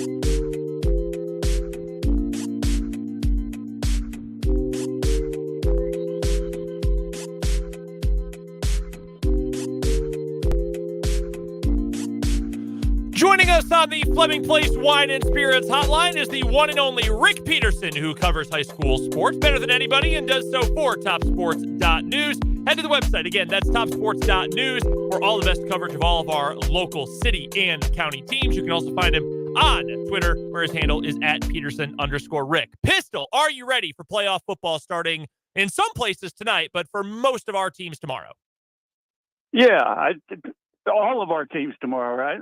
I believe you're correct. Yeah, because Care Paravel's playing tomorrow. So, yeah, I believe you're correct. Okay. It's everybody tomorrow. I was going to say, I messed up if not. So, okay. Yeah, no, I'm ready. I'm ready, especially if the weather would kind of stay like it is today. Yeah, that would be certainly nice. I know we're hoping for that. Well, let's just get to all of the Week 9 matchups. We'll go class by class. We'll start at the top. The number 1 overall team in 6A, undefeated in 6A West, Washburn Rural. They're going to open things up against Wichita North. That's a North program that is winless on the year. Let's get the formalities out of the way. I think Washburn Rural will take care of business there. But looking through the bracket in the 6A West, Pistol, it just illustrates how difficult it's going to be for anyone to win that championship, because goodness gracious, that is a deep class. Yeah, I mean, right away, Rural's going to win tomorrow night. But they already could get Junction City, which is also always very good, or Wichita Heights, which is a quality program. So right away, it gets a lot tougher. Just in the first couple of rounds, you have the potential to face Junction City or Wichita Heights. And then in sectionals, you could possibly get Northwest, which some folks thought was one of the best teams in 6A all year, or all of Kansas, regardless of class. Wichita East, who they already only beat by 1. And, you could face any of those teams in these first or second and third weeks of this postseason. It's kind of unbelievable. And then let's not forget Derby, Free State, Lawrence, and Manhattan are all on the other side of the bracket there, and with the West, too. Now, I hate to say this because I haven't looked at all of them real close, but I can't think of a class that's any tougher than the 6A West. Yeah, it is an unbelievable bracket, but Washburn Rural in a pretty good spot to open things up again against a winless team from Wichita in Wichita North. Let's move on to Class 5A and the East Tier, Pistol, because I think there's a whole lot of intrigue. Why don't we start with the game we are doing coming up tomorrow night? It'll be our Lewis Toyota High School football game of the week. Shawnee Heights at home, 6-2 on the year. What a year for Jason Swift's group. They will take on Kansas City Sumner, a team that they beat in the playoffs 2 years ago, in fact. How do you like this matchup for the T-Birds, Pistol? I think it looks good for the T-Birds, and I think the T-Birds will be really fired up for this game. Not that they aren't anyway, but if they win this game, the chances are very good that they'll play a city team in the second round, and that doesn't seem to happen too much anymore. No, and we're very excited for that. We'll get to what Highland Park is up to here in a second. I did want to ask, though, for Shawnee Heights, prognosticating how far they can go and how well they can play in this postseason. To me, when you get to this time of year, Pistol, and it's cold and we can get bad weather, rain possibly this weekend and certainly down the line as well, it is so important to play physical football. And we know that this Shawnee Heights team has been better at some of the, the more fun, high-flying stuff. The secondary's been good. The passing game is obviously great this year. But the fact that they've got a talented running back in Alan Bowman, a really good offensive line, and one of the best defensive lines in the region, I think is what makes them really dangerous going down the rest of the way. Yeah, I think they have a very good chance to go at least the third round. And I haven't looked to see who they'll draw in that round, but no, I think they feel really good about their chances, and they have 30 seniors or something. They're an experienced team too. That's had some playoff wins here lately. We're chatting with Rick Peterson from TopSports.News. It's the Lewis Toyota High School the Lewis Toyota High School whip around here on 580 Sports. So we'll get to our game of the week tomorrow. Go check out Pistol's work at TopSports.News, covering all of our local teams here in Shawnee County. And of course, go find him on Twitter at Peterson_Rick. You alluded to it, Pistol. We could potentially see Shawnee Heights versus Highland Park in the regional round. That would be next Friday night in a game that would possibly be played at Hummer Sports Park. Highland Park, the 3 seed in the 5A East for the second year in a row, but I like this matchup for them a lot. They'll take on a Kansas City Harmon team who they already beat by 34 points earlier this year. That's a much nicer draw for this year's Scots, I think, than what they got last year with an underseeded Emporia team. Yeah, and the fact that you've already beat somebody, that's, I think that helps. Obviously you never want to take anything for granted, but they know this Harmon team. They've played them every year for a while, and I think they'll handle themselves. I think I think last week's 28-20 loss to Washington may actually help them get ready for tomorrow night. How exciting would it be to get Park and Heights, which haven't played for several years now, to face off again, but just to get city versus city in the postseason, that's a pretty exciting potential opportunity here, Pistol, come the second weekend. Well, and Highland Park has not won a playoff game since 1991. So, Wow. And only two in school history playoff wins. And the other one was in 73, I believe. So hey, that should be motivation enough. Yeah, it absolutely should be. Let's get to the two teams from the 5A East in the city who are on the road this week. Seaman, we'll start with them. 4-4, that really impressive win to end the year. We were there for that one, the regular season, I should say, last Friday night when they took down who did they beat? Piper. It was Kansas City Piper last week. Yeah, we were there. They get Kansas City, Washington on the road in Kansas City. I think this is a really fun matchup, Pistol. That's a pretty solid Washington group. They just beat Highland Park. And Seaman, when they're on, I think they can beat anyone. How did you see that matchup unfolding? Oh, I think it is going to be a very interesting game, but I like Seaman. I like, when you got a high school team that can just throw the ball all over the yard and has good receivers and a good running back, I like their chances. The other team from the city, Topeka West, they have the unfortunate outcome of drawing Mill Valley, which I know lost 2 games this year for the first time in forever, but they've also won 4 straight state titles for a reason. And look, Topeka West, I gave them credit a couple weeks ago, or I think it was last Thursday, actually, we had a game of theirs, and I was saying that, hey, that sideline still has energy. They're fighting hard for Trey Parker. I like what they're developing there, but man, that is a brutal draw for the first weekend for that West team. You know what I like? I mean, Trey Parker's got a ton of enthusiasm. Yep. He's positive to a fault. And what I liked last week, they weren't going to beat Washburn Rural. I thought they fought hard and all that. But what I liked was, it was going to be the last home game for his seniors. He let a bunch of his senior linemen carry the ball and kind of have that thrill. And I thought that was really a class move. I thought so too. I know Dan pointed that out on our broadcast. That was really cool. Plus, as a former lineman himself, I'm sure it felt good to get some of the big guys in there. I went up to him after the game and told him, "You can tell you're no lineman," and he said, "Yeah," and he just laughed. So, yeah, no, he wanted to do that for his linemen, and I think that was, like I said, I think that was very cool. Let's head down to 3A Pistol, where another undefeated team from the city, Hayden, they've got a home game to open up the postseason. They'll take on Baldwin coming up tomorrow night. That'll be, again, at Hayden High School. Then they've got a very interesting bracket, I think. I think Hayden is as good as pretty much anybody in that class with Cheney and Andale at the top. But a potential regional round matchup with Santa Fe Trail awaits. They might end up possibly with 7-1 Parsons come the sectional round. There are some real roadblocks here for Hayden, and I think some really fun football possibly on the horizon. Yeah, and it should be. Brendan, it should be. There should be some good matchups. There should be some interesting games. There should be some games that you could either win or lose. That's what playoff football is all about. So I think veteran coaches like Bill Arnold and his team that's been in the playoffs, I don't think they shy away from games like that. Down in 2A are 2 other teams from around the county, Silver Lake and Rossville. Looking at the bracket, Pistol, I think they both have games they can win, certainly. Silver Lake will take on a Minneapolis squad. Meanwhile, Rossville will have a rematch, actually. They'll take on Riley County in their first round matchup. They lost to the Falcons earlier this season by one score, 26-20. What I'm more intrigued by, though, for those 2 schools, Pistol, is the fact that in the regional round, they might have to match up with Sabetha and Nemaha Central, and those are pretty much the least lucky draws you could have gotten for that weekend of the tournament. Yeah, and yeah, but again, I think I like both the Rossville and the Silver Lake teams, and I think they can compete with about anybody. Now Riley County, they've already beat Rossville. Mm-hmm. That's a very interesting matchup. And then it gets, like we said, I mean, right away, if they win tomorrow night, it gets real in a hurry.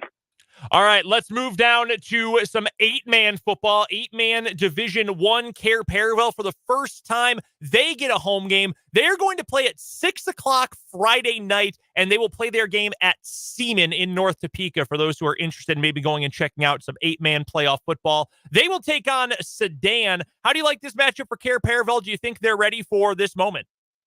I think they're a good team. I mean, I just think Care Paravel can throw the ball. They can run the ball. They got a great returner. I think they're excited because they're still a newcomer, basically a newcomer to Acacia, first year in the playoffs since they became a full-fledged member. I think they'll be ready to go. And the thing, too, with Care Paravel, and I'm not going to lie to you, Pistol, and say I know a whole lot about teams like, Burden Central or Gossel or Moundridge or any of these other 8-man programs in the class. But I do know that this district for Care Paravel is really tough. They were battle tested through the year, and that sets you up really well. I mean, we talk about this with the smaller schools all the time, right? That getting tough regular season schedules prepares you for the postseason. I think that's absolutely true for this Lions team. Yeah, I don't think they will back off at all. They're playing the Lindens and Axtels and all those teams. I think they'll, like I said, I think they're really ready to go and really excited. All right, Pistol, what is your number one matchup you're most intrigued by for this weekend? Oh, gosh, probably. Boy, I don't know if there is one that probably Riley-Rossville. I mean, just because that's, Riley County came out last year and beat Silver Lake in the first round. They've already beat Rossville. So I think that's a very good matchup. Which matchup will you be heading to tomorrow night? Well, I'm going to rural because I got to get on the road about 6:30 Saturday morning to go to state volleyball. So I want something that's close to home. So that's all about Pistol tomorrow night. Hey, Pistol, of all people, you absolutely deserve that. Let's make sure that's clear. Real quick, because we are short on time, wanted to get a quick preview for state volleyball. What are some of the headlines we should be paying attention to? Seaman's back in, Rural's back in. It's the usual suspects in that regard. Yeah, Silver Lake, Seaman, and Rural are all battle tested, and Rural's the defending state champ. They don't feel like they're getting a lot of respect this year, which may play in their favor. And I think they'll all be they're all good contenders to go to day 2. We will be checking out all of Rick Peterson's coverage of state volleyball, state football playoffs, and so much more over at topsports.news. Pistol, of course, can be found on Twitter as well at Peterson_Rick. Make sure you're following him as the playoffs just keep gearing up for all of our fall sports. And he joins us this time every Thursday for the Lewis Toyota High School Whip Around. Pistol, we appreciate the time. Enjoy all the action this weekend. Thank you. Look forward to next week. That's Rick Peterson, the best of the best from topsports.news. That does it for the 3 o'clock hour of 580 Sports Talk. Halfway through the show, we're back after the news on 580 WIBW.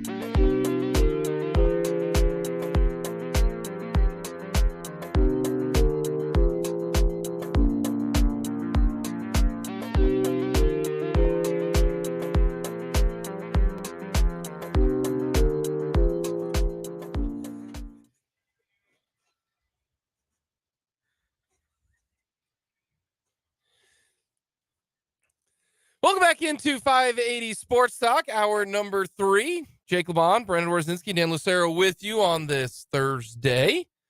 Thank you for stopping by. If you want to let us know your thoughts, hit us up on our text line, 785-272-9429. Also, hit us up on our YouTube page. Go to youtube.com, search 580 Sports Talk. Really simple, real easy. Got to get to a few things here to start this 4 o'clock. Hour 1, we are going to be giving away 4-pack of K-State versus Houston football tickets. We're going to do that in just a little bit. We're also going to talk more about the Royals story up on the Kansas City Star. Want to get to some of that. That just came out today. I'm having a hard time because so at the beginning of this hour, last hour, KU's getting a $25 million gift to help with the Gateway District. Okay. And I jokingly said to Brendan, wow, that was really nice of you to give that gift. And he said, yeah, you know, I'm a generous guy. Mm-hmm. And then that got me thinking, Brendan, if I ever find out that you have given a gift of $1 million or more to any institution, I don't care who it is. If I find out that you all of a sudden like do that, I'm gonna be really upset with you because you couldn't have, taken Dan or I out, to lunch one of these times if you're rocking that kind of cash, trying to keep a low profile. Yeah, man. I'm gonna be upset with you. I'm gonna be honest with you.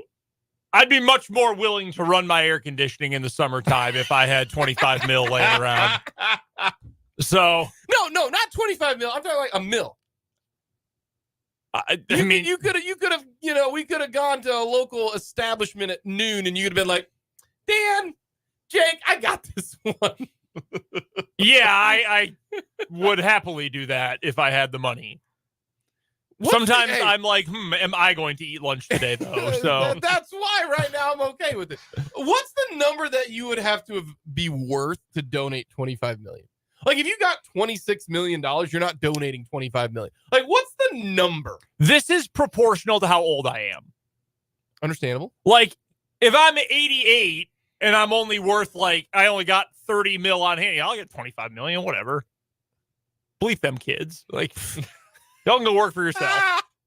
Speaking of that, did you guys see the story that Dave Ramsey posted on online the other day? No. So it was a caller who called into Dave Ramsey, right? Oh God. Dave Ramsey answered, "How are you doing?" This Dave Ramsey voice. Better than I deserve. Exactly. How can I help you? Exactly. But the caller goes, "Yeah, we just won the lottery for $22 million. We haven't told anyone, even our kids." Hey, I probably wouldn't tell like the most popular radio show in America that if you're trying to keep a low profile. What? Yeah. So, but I don't understand. Like, why are you calling in? I mean, if you just inherited if you just got $22 million, that's really simple. Go find yourself a really good finance guy, and you're good. Why do you need Dave Ramsey's help? But anyways, that's beside the point. Yeah, I don't think the baby steps covered 22 mil. Yeah. Anywho, they have 2 teenage sons. Oh.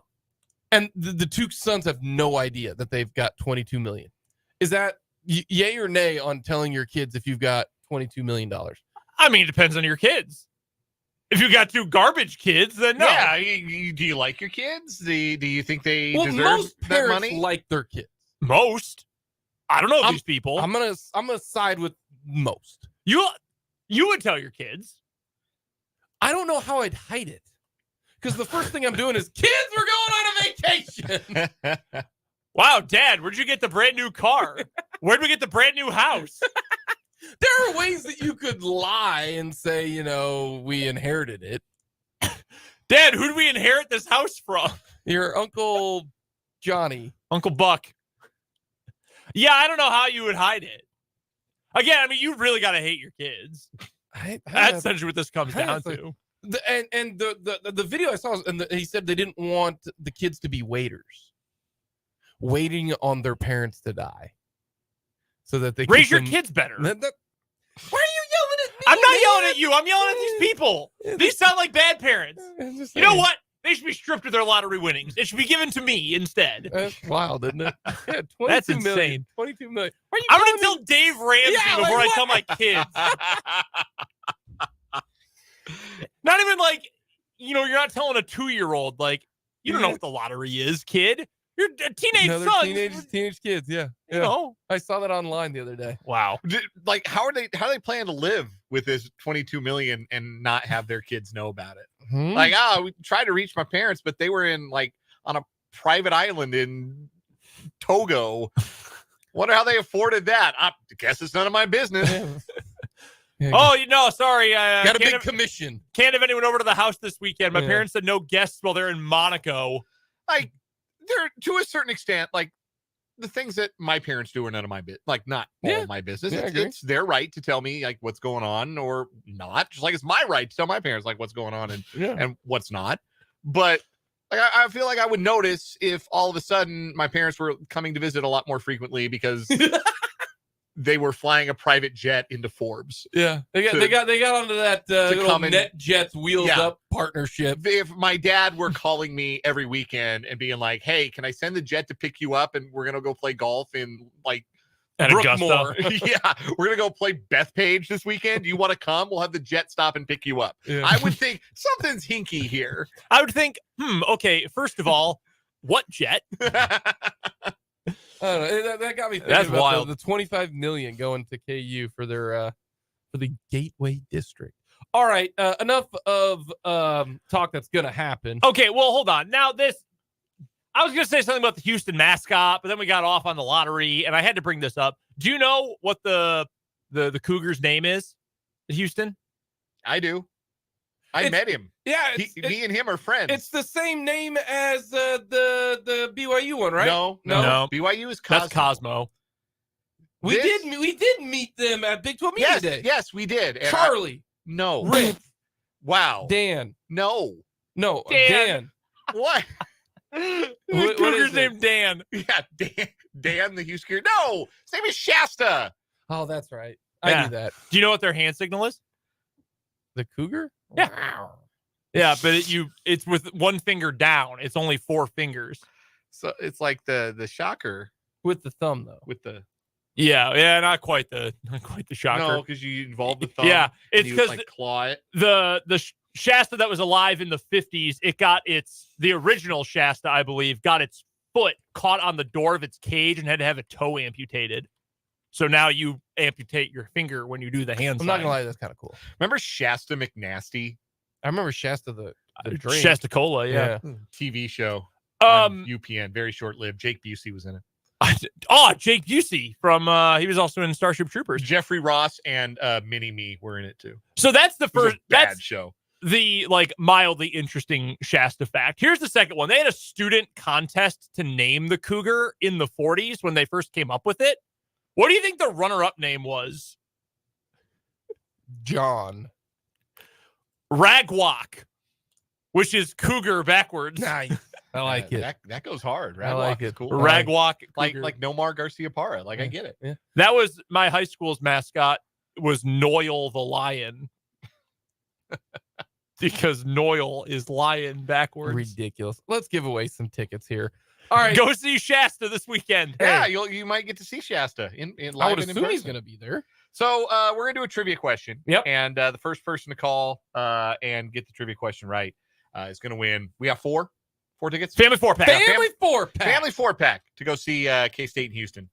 And the question that we're looking for the answer to is, how many times has K-State played Houston in football? How many times has K-State played Houston in football? 785-272-9429 if you think you know the answer. If you do know the answer, you're going to the game. You and 3 of your family members or closest pals. Pick 3 people you would tell that you won the lottery to. Yes. Yes. 785-272-9429. I don't think this will take long. I don't know. I was wrong. It did not. I think caller number 1 just won. Dan, do we have a winner? Okay, we got a winner. Yeah, caller number 1. Caller number 1. Well, we said we'd take the first caller. I got this right, by the way. I did not. It would have been my second choice because I talked myself into my final answer, and I was What mad. I'm interested in is, how did you talk yourself into that one? I don't know. It seemed realistic. So the answer... Well, yeah, we know now because we have a winner. Yeah. Brendan said 2 times that Houston has played K-State. Yeah, home and home. Yep. My answer was why is Dan asking this question? So it's either 1 or 0. And I went with he's trying to be sneaky. I said, Dan, they've never played each other. And he goes, you are correct. They've never played each other. Houston and K-State have never played each other. They've played against Dana Holgerson a few times, but they have never played against the Houston Cougars. Congratulations to Greg. He was right on the ball. Shout out, Greg. One. I did not know this until this morning. Like I conceptualized the trivia question, and then I went to Winsipedia, which is a website you can go to, and you can see like all-time results for college football win teams. Streaks and win all streaks, that. like opponent versus opponent. And I go to Houston's page, and I scroll down, and I'm looking under Big 12 opponents, and I can't find K-State. I'm like, well, that's dumb. Why can't I see how they've done against Kansas State? Am I missing something? So I went to K-State, and I scroll down. I'm looking for Houston. How many times? Weird. Never played. Maybe they've never played. And that is correct. They have never played until Saturday. That's crazy. Kansas State has played more games all time against Chapman High School than they have against the University of Houston. Man, that's the Irish to you. It is the Irish. Yeah, the Fighting Irish, I believe. See, this is why this website's great. Also why historical stuff is great. K-State also has more wins against the Kansas City Veterinary College all time than it does. When was the last time they played? Great question. Do not look that up. I'm going to look it up. While you're looking that up, congratulations to Greg. Shout out, Greg. I want to talk more about this story from the Kansas City Star that just popped up here about 20 minutes ago. The headline, as we said, secret memo reveals staggering cost of new Royals Stadium for Jackson County taxpayers. And I wanted to know how this came public. And in the article from the Kansas City Star, it says here, White's administration does not consider the document obtained by the Star to be an open record as it pertains to pending legal matters and lease negotiations that are exempt from the state's open records law. All right, because that's what I was wondering. Like, where are you getting this? Yeah. This is not, the Freedom of Information Act that I can go and get and, find out information. A recipient associated with the legislature provided a reporter with a copy because that person thought members of the public should be aware of the financial burden that might fall on county taxpayers if the Royals leave Kauffman Stadium for a new home in the Kansas City's East Village. The analysis does not include the North Kansas City in Clay County because that's obviously a different county. So someone in that department with, access to this memo was like, nah, fam, this is bigger than us. The people need to know. I am a man of the people. That's interesting. Yeah. I have always wondered why the Royals haven't picked a site yet. And I'm not saying this is it, but there's no way on this earth that the Kansas City Royals ownership group wants to be in North Kansas City. Like, really, stop and think about this. You can be in downtown, actual Kansas City, the skyscrapers right downtown, or you can go north of the river. The answer is always East Village. East Village. Plus, is it though? Yes. There's no reason why you wouldn't want to be there. There's two reasons. There's two reasons you might not want to be downtown.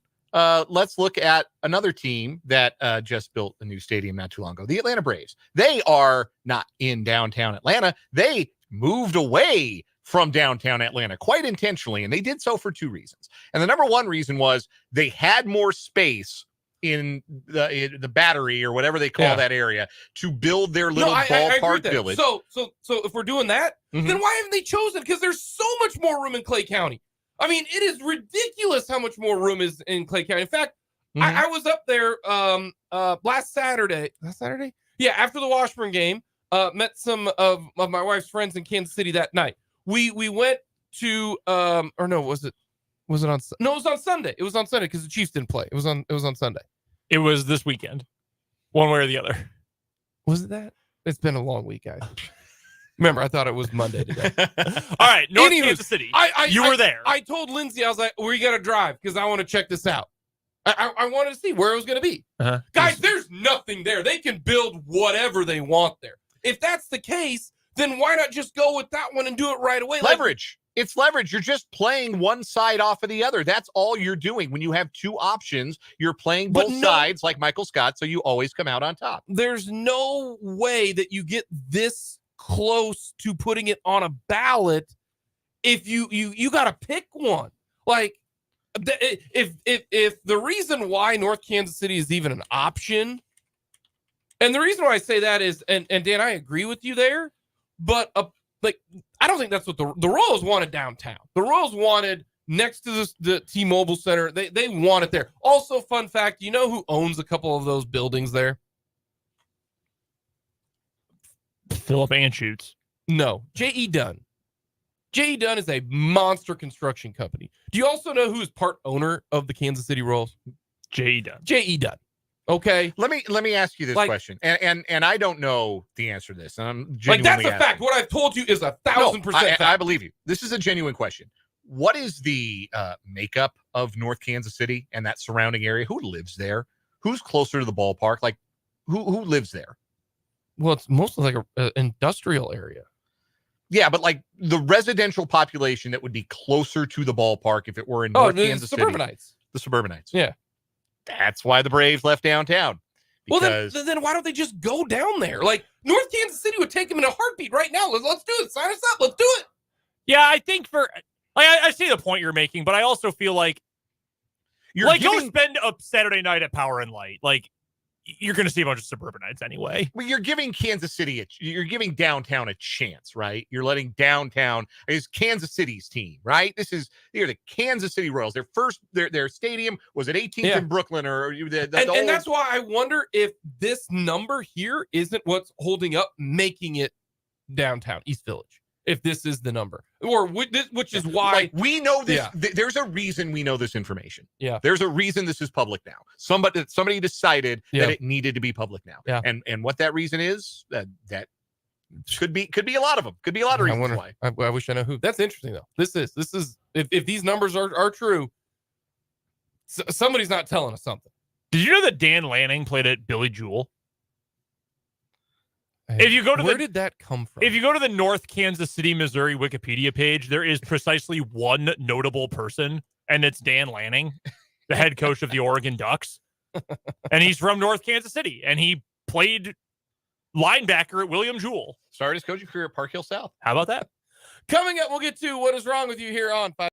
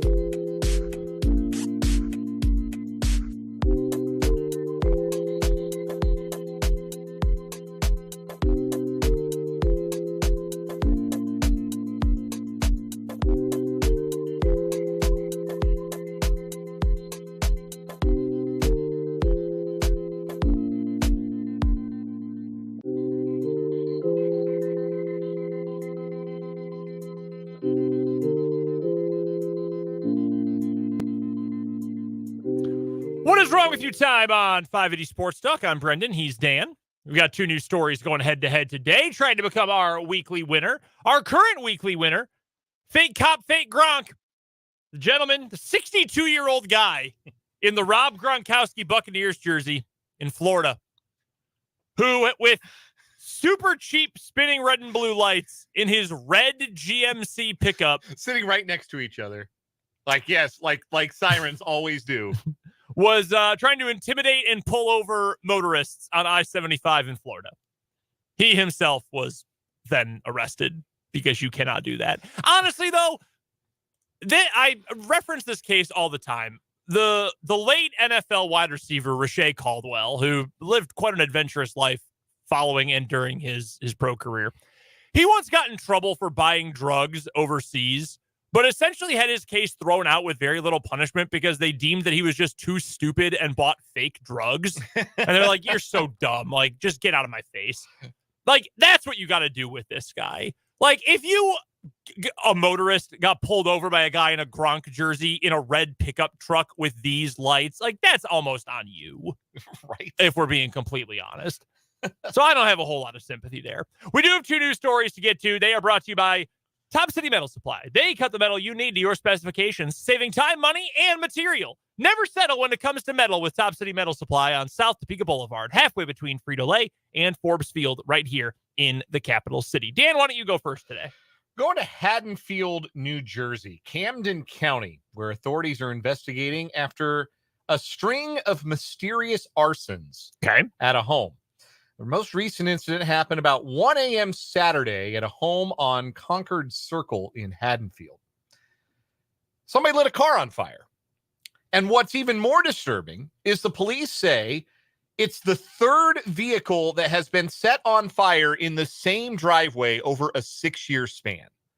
So we are averaging once every 2 years a car getting lit on fire in the same driveway. Since 2017, we've received or investigated multiple incidents of arson at that particular residence, said Chief Jason Cutler. Police said they believe it is not the people who live there who are being targeted, but the house itself. Ring camera video shows a man pouring gasoline on a 2010 Toyota Highlander. Come on, man. Car lived a good life. A very good life. And then set it on fire. About 10 minutes later, a loud boom comes from the vehicle. Neighbors said they are concerned and upset that this keeps happening. The first incident happened in October 2017, the second in June 2021. Neighbors say each time a different homeowner was living there. Since 2017, some neighbors have added cameras and other security measures to their properties. The current homeowners moved in last year.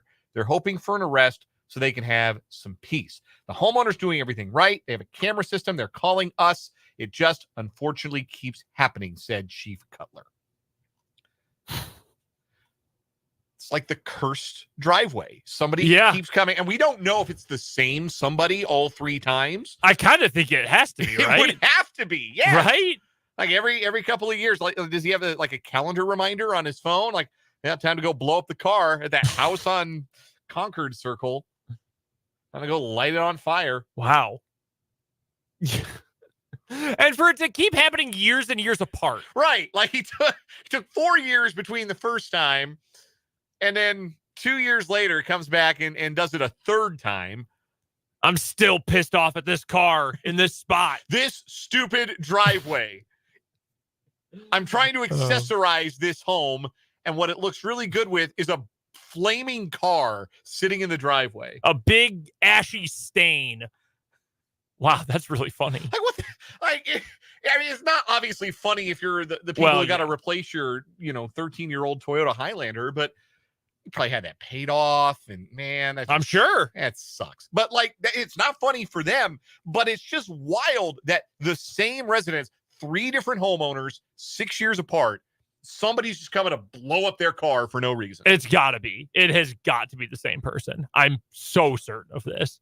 My show today is going to take us to Florida. Going to take us to the Villages, where a Florida man's day at a community pool took a drastic turn when he was arrested after drunkenly threatening to break a police officer's throat. Break his throat. I'll break your throat. I've never said that to anybody. No, have never, ever. Break your I will fracture your throat. Give me that larynx. So his threats, I will however, crack your tongue. Those threats, they actually escalated when the police officer decided to inform the man's wife about the incident. Lyle Parrott, a 64-year-old man, told officers they were, quote, pieces of bleep. You can probably guess what the bleep is. The 64-year-old was arrested and charged with simple assault on a law enforcement officer after the situation that unfolded in the village of DeLuna community swimming pool on Saturday afternoon. Officers responded to the pool after police complained of a drunk person smoking in the pool area. That man, Parrott, became belligerent toward responding officers and yelled profanities at them while slurring his speech. During his drunk rage, an officer tried to get Parrott's name and date of birth. The officer also noticed that Parrott's village's ID card was on a table, which he tried to grab. Parrott then reportedly told the officer, quote, for bleeping with me, I'm going to break your throat. The officer responded, you're going to break my throat? Parrott clarified, yup. The man also said he would kill the officer and repeatedly asked the other officer to shoot him in the face. During this back and forth, an officer stepped away to make a phone call to Parrott's wife, asking her to come to the pool, pick him up, and take him home. It is not specified how they got the wife's phone number, but that is when Parrott allegedly became belligerent again and yelled more profanities at the officers. Became belligerent again. I think this is probably just a string of the same belligerents, right? I would think so. Maybe they calmed him down for a bit and he was just chilling, and then he got revved up all over again. The officer reached across the table to grab the ID card, but Parrott stood up and stepped toward him, yelling, give me that God bleep ID back. At this point, Parrott got close to the officer, made a fist with his right hand, and swung at him in an attempt to hit him in the face. However, the officer standing nearby was able to catch Parrott's arm in midair. Parrott was placed in handcuffs and escorted out. Nothing says I got no hands. Can you imagine? Quite like getting your punch just picked off out of midair. The slow wind up. Just a lunge. Like Homer Simpson in his championship bout against Dredrick Tatum. I've got to knock him out. Oh my gosh. So the officer intercepts the fist. While in the patrol car, Parrott continued to threaten officers, saying he was going to kill them, and then called them pieces of bleep for calling his wife about the incident. He was placed under arrest. Boy, I'll bet. Yeah, drunken rage is one thing. A lot of people get drunk and don't threaten to break a police officer's throat. There's more to this story. Oh. A few days later on Monday, the officers were tipped off that Parrott's wife was asking around about them in the community. The manager of the community told officers that Parrott's wife was asking around to find out who got her husband arrested. When officers contacted her, she said she only made those comments to try and talk to the people who were spreading rumors about her husband.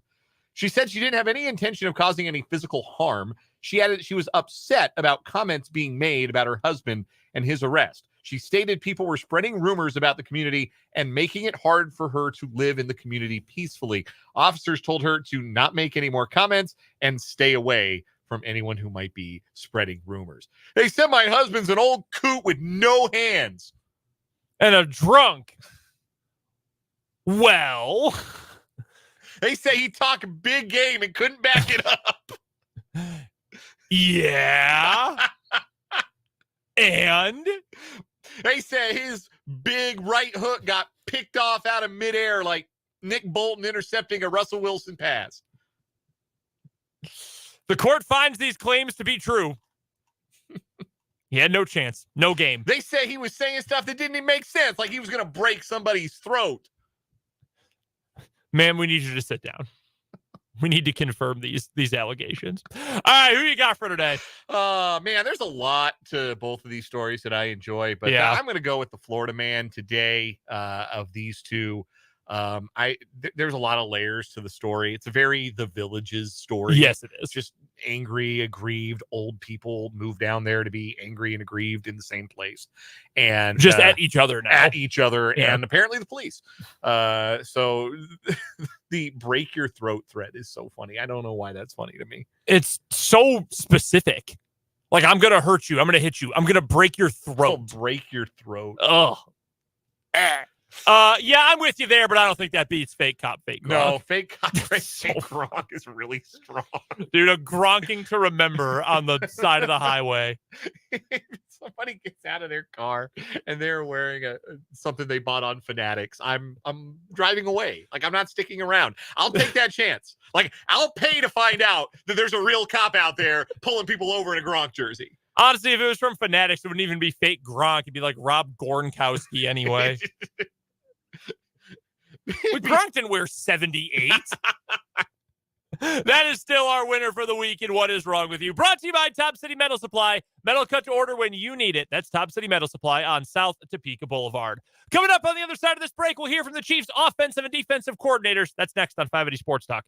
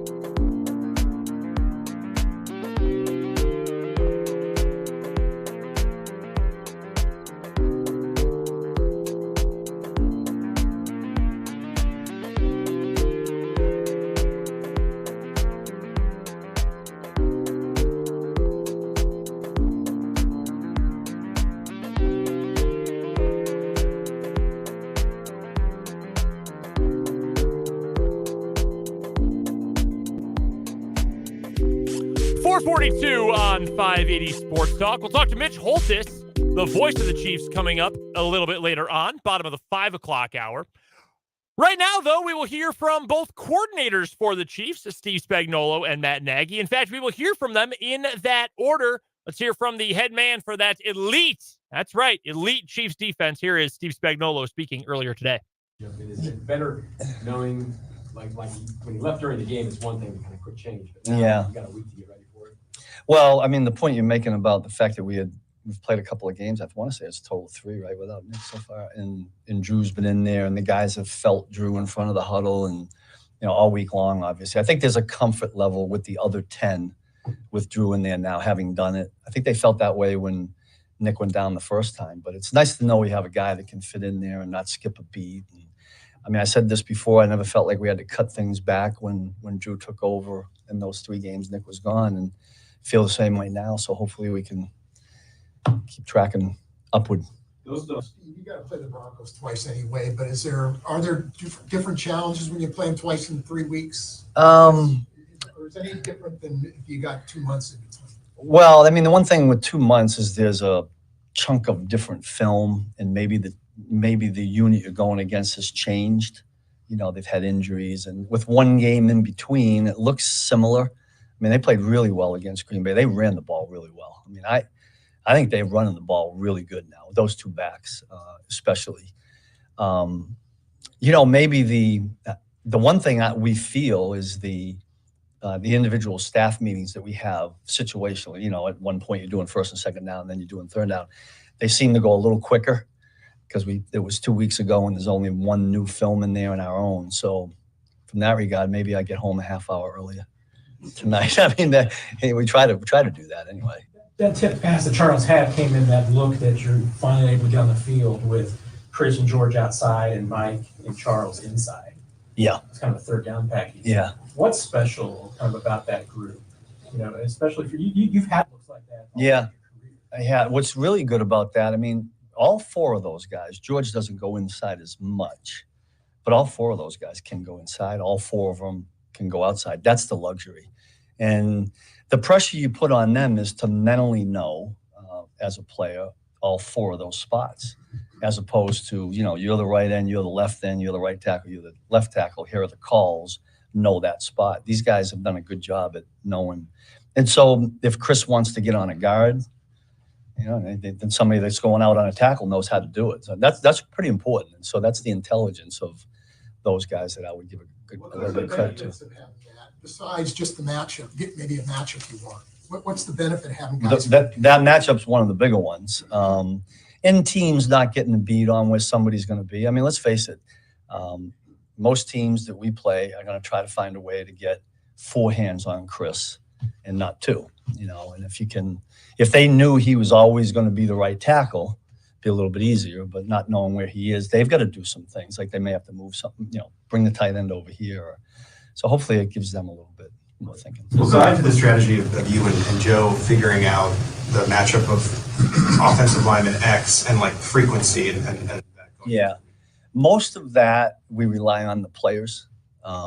Listen, our guys do a good job of studying the film. Chris is always looking at the tape and looking for what he thinks might be his best match. Mike Danner grinds tape, all those guys, George. And they get together with Joe and figure out situationally what we should do or shouldn't do and where our best matchup might be. And once they get the calls from what we're putting in, then decide where we want people in those particular calls. Aside from whatever that was. Coach, you mentioned Michael Dana and film study, but he's on pace for 11 sacks. I know they kind of come in bunches. Yeah. I mean, he's going to definitely get to that number, but is there anything that in particular he worked on in the offseason that he's really improved at? You know, when he came back here right from the beginning, I thought he was more powerful, and he trained. If you talk to him, I know he trained exceptionally hard in this offseason. He looked different to me when he came back, and he was kind of on a mission, and he's been on a mission, and that's what I love about Mike.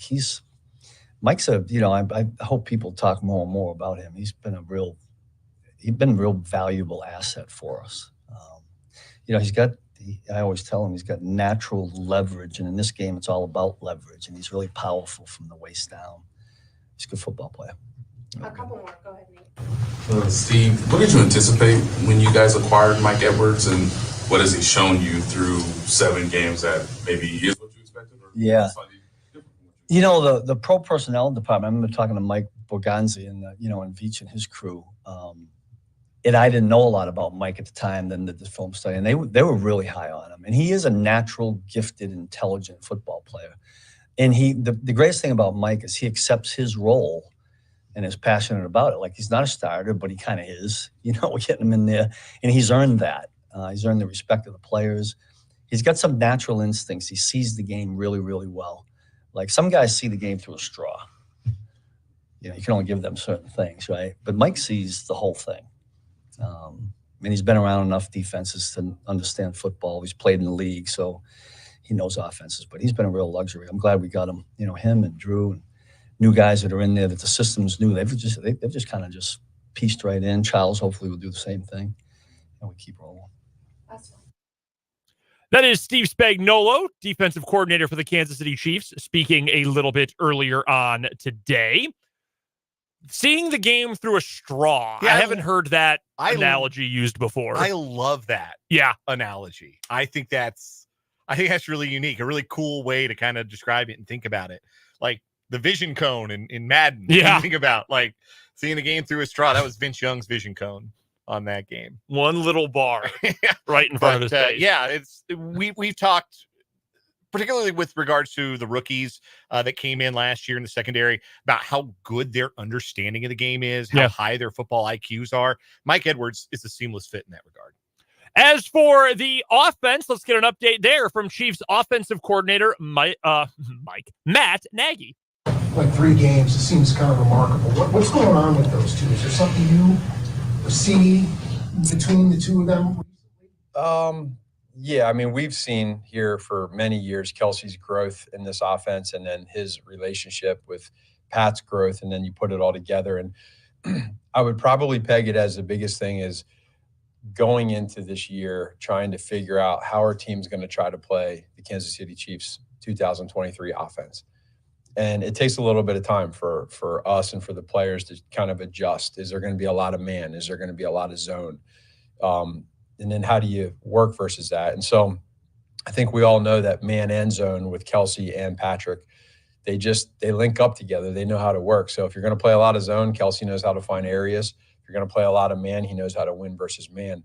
You're just seeing a little bit more of that connection. Also where Pat might push up out of the pocket, have a scramble, and still, like, there's just a couple plays where you see where you just shake your head where, it's the first part of the play, the second part, and third part, and all of a sudden out of nowhere, they just like connect and he finds them. And so you're probably just seeing more of that now. I also think too, Adam, that it's partly also that these other wide receivers are growing, and now teams are seeing that, and they know they got to understand, they got to know where they're at too. And so that helps open Kelsey up, knowing that. So I think it's kind of a combination.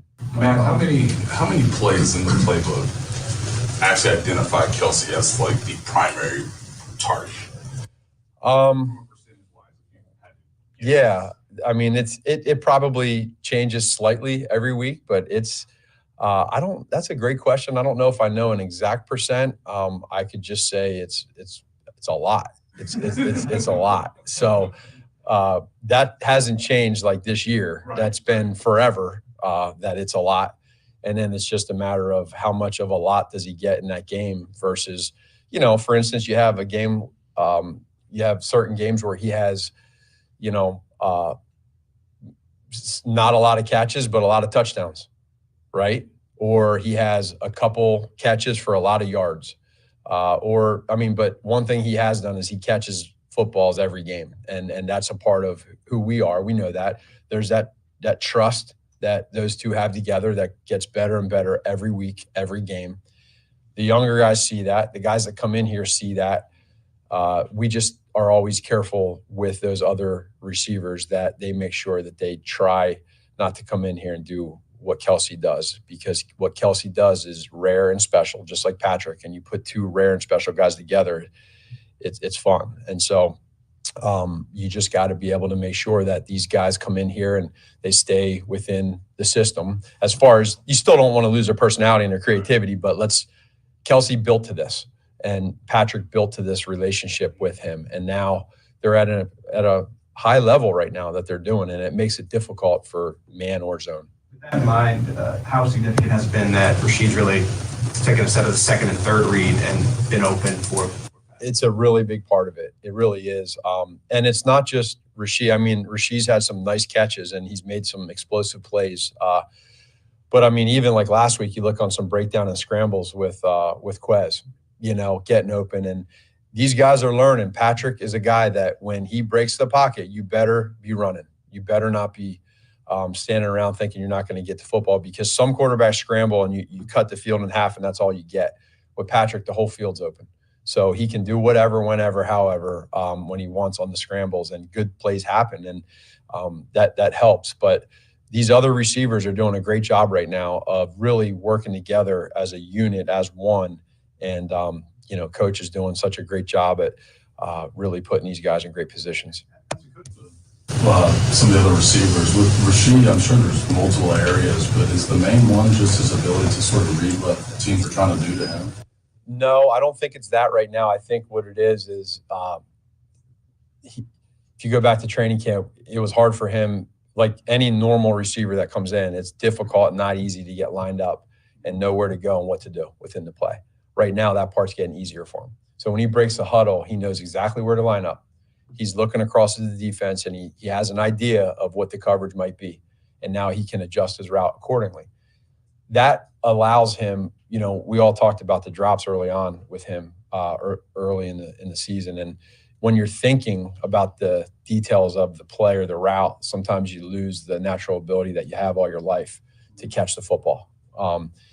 Obviously, you're seeing that come back, and it's getting better and better. And that's a credit to him because his confidence is growing in a good way. He knows he's got a ways to go, but you can see in practice when he breaks the huddle, there's not so much where you run out to the left and got to run back to the right because you went to the wrong side, or your split's a little off. You see less of that. So when you get in the game, you're running, you're at the spot you need to be. And when the quarterback sees that, there's trust.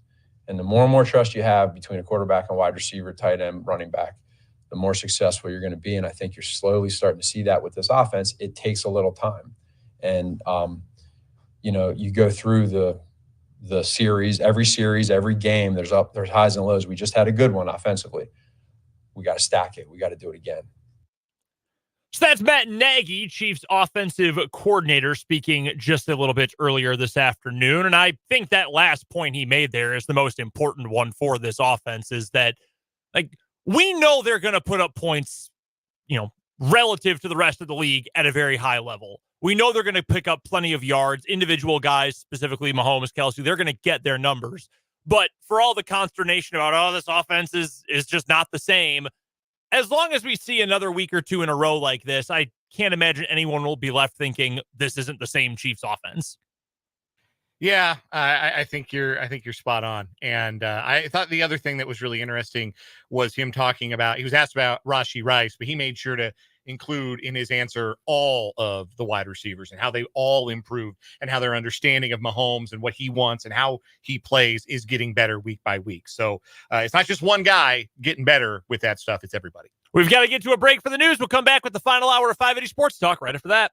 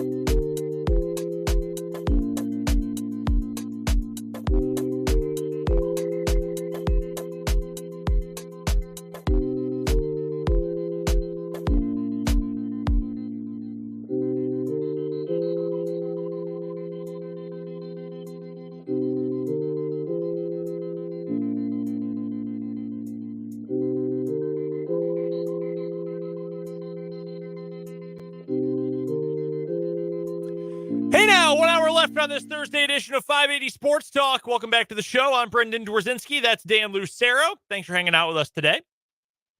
Coming up in this final hour, we will get you today's 580 Sports Talk headlines. We'll give you a preview for Thursday night football coming up tonight, Bills-Bucks.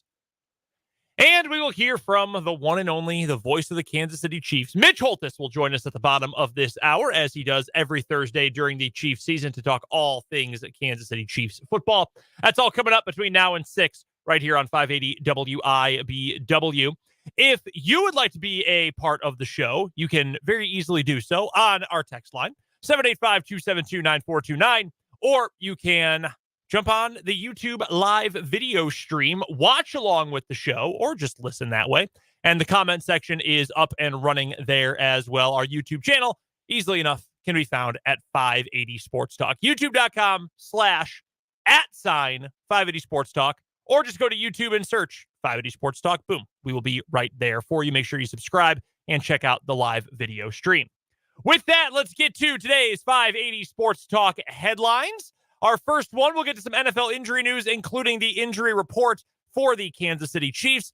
3 DNPs today for the Chiefs. Nick Bolton still, he just hasn't been put on IR yet. I imagine he probably will here in the near future. So he is listed as a did not practice because of the dislocation to his wrist. Additionally, Jerick McKinnon, running back. He was a full participant yesterday, but listed today as a DNP with a groin. Now, I don't know how serious this is, but it's also not out of the realm of possibility. This is a Thursday rest day for a veteran running back. That rest is not uncommon the further you get into a season. And I seem to remember McKinnon getting a couple days like that last year. Which is smart on it. I mean, older running back. Remember when Tony Romo called him a kid like 6 times during a game earlier this season? I do remember that. He is in his 30s. Younger than Tony Romo. I suppose, yeah. I suppose. It's like he just broke into the league. He's in his 3rd team. In the league for almost a decade at this point. But on the flip side, if it were just a rest day, they would. There's a designation you can use for that, is NRI rest, or NIR, not injury-related rest. So maybe there's something small that's kind of nagging a little bit, and they're not taking any chances with it. I think you're right on that, because he was listed yesterday on the practice report, but as a full participant, so just kind of something to keep an eye on. So I wonder if it's that hey, he's fine, but we're going to give him an extra day, and we just didn't have him go today. Also, Harrison Butker, not listed yesterday. He's sick. He's got the Frank Clark flu. He was a DNP today. And Frank Clark flu is you just get sick the Thursday of a game week. That's all it is. Dave Tobe says he expects Butker to be available Sunday. They're not worried about this. That's good. Justin Ross was kicking at practice today. Nice to have that. Justin Reid? Justin Reid, not Justin Ross. Yeah, Justin Ross dealing with some other stuff. Justin Reid was kicking today at practice. Nice to have that on the bench. Somebody who's made an extra point in an NFL game before? Yeah. For the Broncos, all things pretty clear. Running back Dwayne Washington, reserve guy. He was DNP yesterday. He was back in full today. Same with Justin Simmons, their standout free safety. Limited yesterday because of a hip. He was back in full today. 2 players who were not listed yesterday, both limited today. Wide receiver Brandon Johnson, as well as offensive tackle Garrett Bowles with a hip injury. Both of them limited today, but generally a pretty clean slate for both teams as we enter the weekend. Elsewhere around the NFL, sounds like things are maybe getting a little bit better for Tyreek Hill. He said that he's good, quote unquote good. I don't know why ESPN thought they needed to put that in quotation marks today, but they did. He is expecting to play against the Patriots after being limited today. That is significant because the way Tua Tagovailoa was speaking yesterday and Jalen Waddle sounded like they were going to miss Hill this weekend, if not for even longer. So that is significant. Hill said today, quote, "I just wanted some attention because my mama wouldn't talk to me yesterday. So I needed attention from somebody. I'm good, though." What a weird person. He's a very strange man. Very strange. That's kind of a funny line. It is a funny line. But he's also just such a weirdo that it comes off a little bit weirder than it normally would. It needed to be said. It did need to be said. Deshaun Watson of the Browns, he says he is unsure how long his shoulder injury is going to linger, and he doesn't know when he'll be able to play again as he continues to rehab it. Now, he also added today during his media session, or this week during his media session, I should say, that his concussion test last week was after he had already re-aggravated his shoulder injury. Then they checked him for a concussion. Watson said on Thursday, quote, "Right now we're not in a space where I should be out there. I'm trying to get a percentage where I can go out there and be very, very beneficial for the team." Now, he really pushed back on the notion that he is not wanting to go out there. He added, "I thought I was ready. I wasn't ready. I just didn't have the strength and things like that to be able to go out there and play a full, complete game. This is what I've been doing since I was 6 years old," he continued. "So why wouldn't I want to play? I see the same things. I see all the narratives, this, that, and the third. All this stuff is just trying to cause controversy and commotion." Wow. A lot of great lines in this particular quote. "I'm fine. I'm happy. Not happy with the injury, but I'm in a great space mentally. I'm in a great space spiritually. Why wouldn't I want to play? I don't do this for no other reason."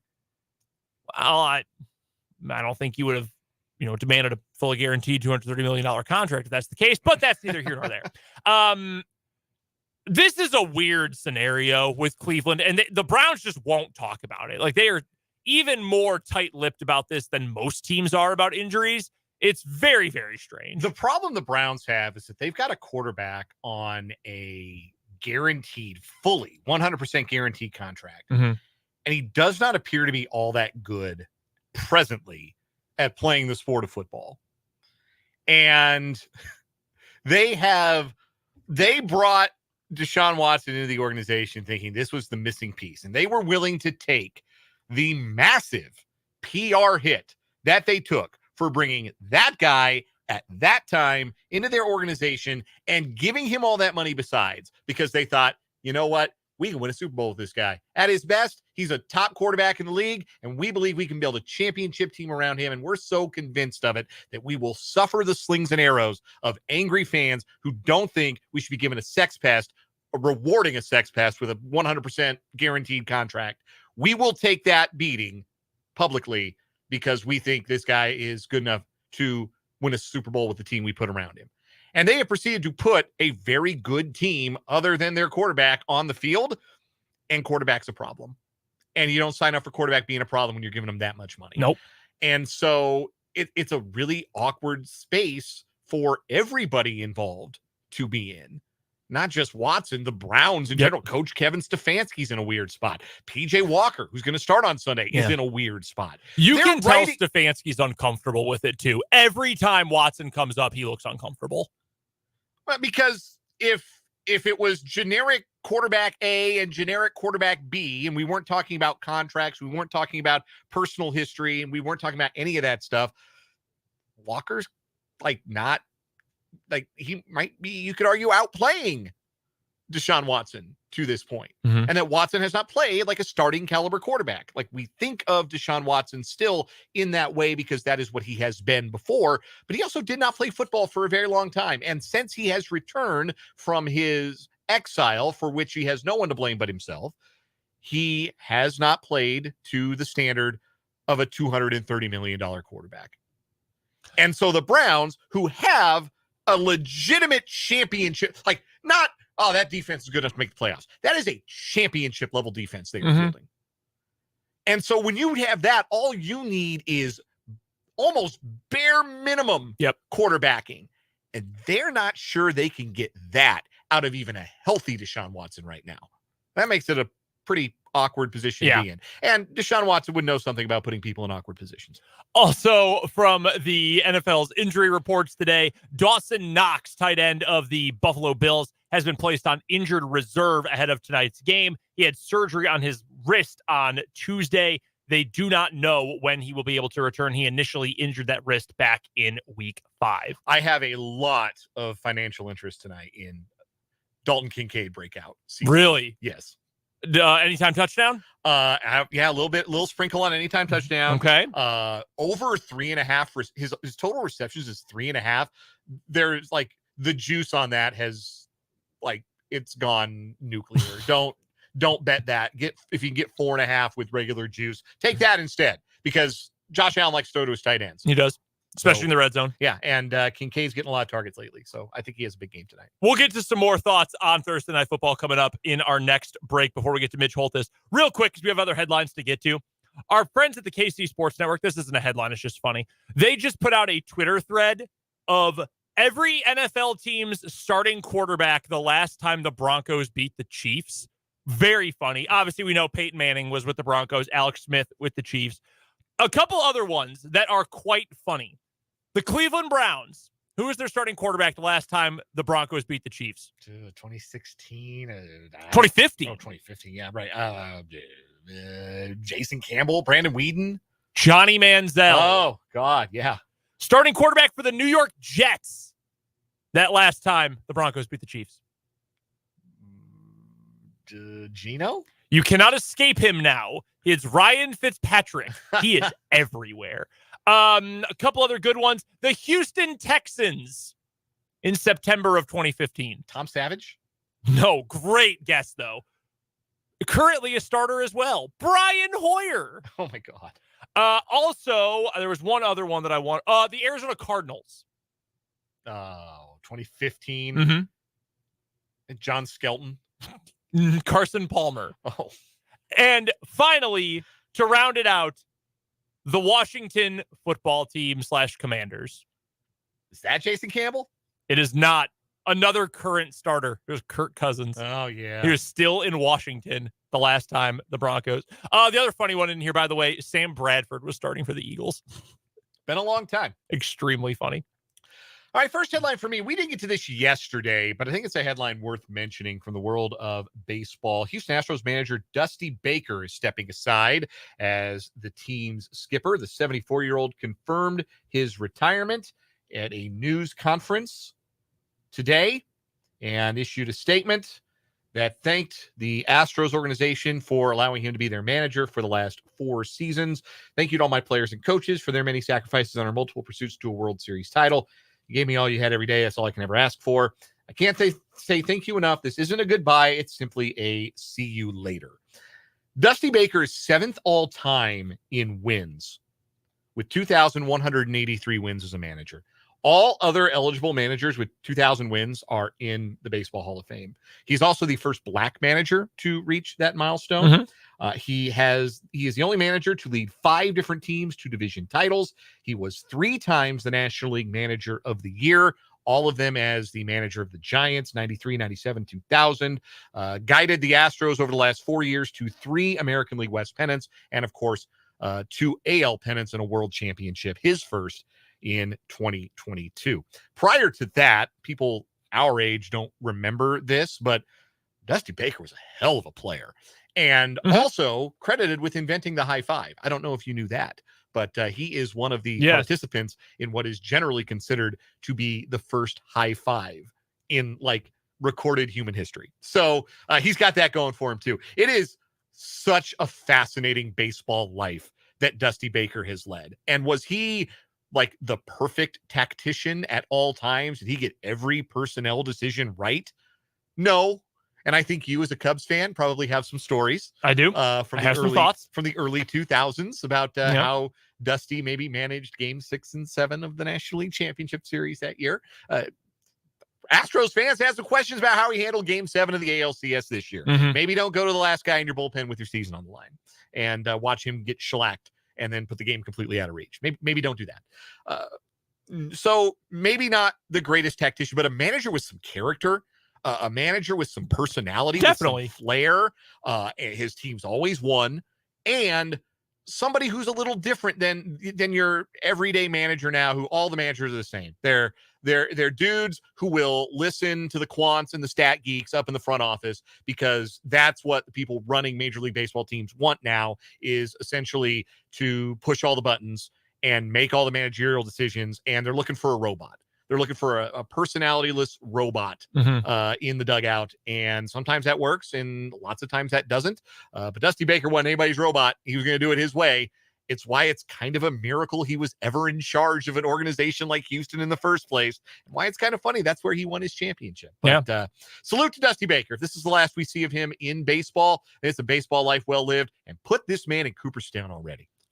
Oh, yeah. I mean, it shouldn't be even a question at this point, I think. I mean, it's the same for managers, right? You got to be out of the game 5 years before they can put you in. I don't know if that's that holds up for managers. Okay. I don't know if that is necessarily the case. He's not on this year's Veterans Committee ballot. The Veterans Committee has to consider you. And maybe now that he is retired, maybe the Veterans Committee will consider him the next time it gets around to contributors, managers, and umpires, which I think that's up this year. And then I think in 2 years, they're up again. So hopefully Dusty doesn't have to wait too long because he belongs in the Hall of Fame. Yeah, I mean, you mentioned the first ever kind of stuff. 3-time Major League Baseball Manager of the Year, has the World Series, a couple of pennants, a career winning percentage of 540. Pretty good. Been to multiple World Series. That feels like a Hall of Fame career. Also played in 2 All-Star games as a player, won 2 Silver Sluggers and a Gold Glove, had 1,981 hits and a career 278 batting average with 242 home runs. Like, he was a really, really good player for a long time. And most of the guys who were excellent players and then went on to be good managers, they didn't have to wait too long. Like Joe Torre sailed into the Hall of Fame. And it's weird it's taking this long for Dusty, but hopefully it won't take much longer. Averaged exactly 1 ejection per year for his career.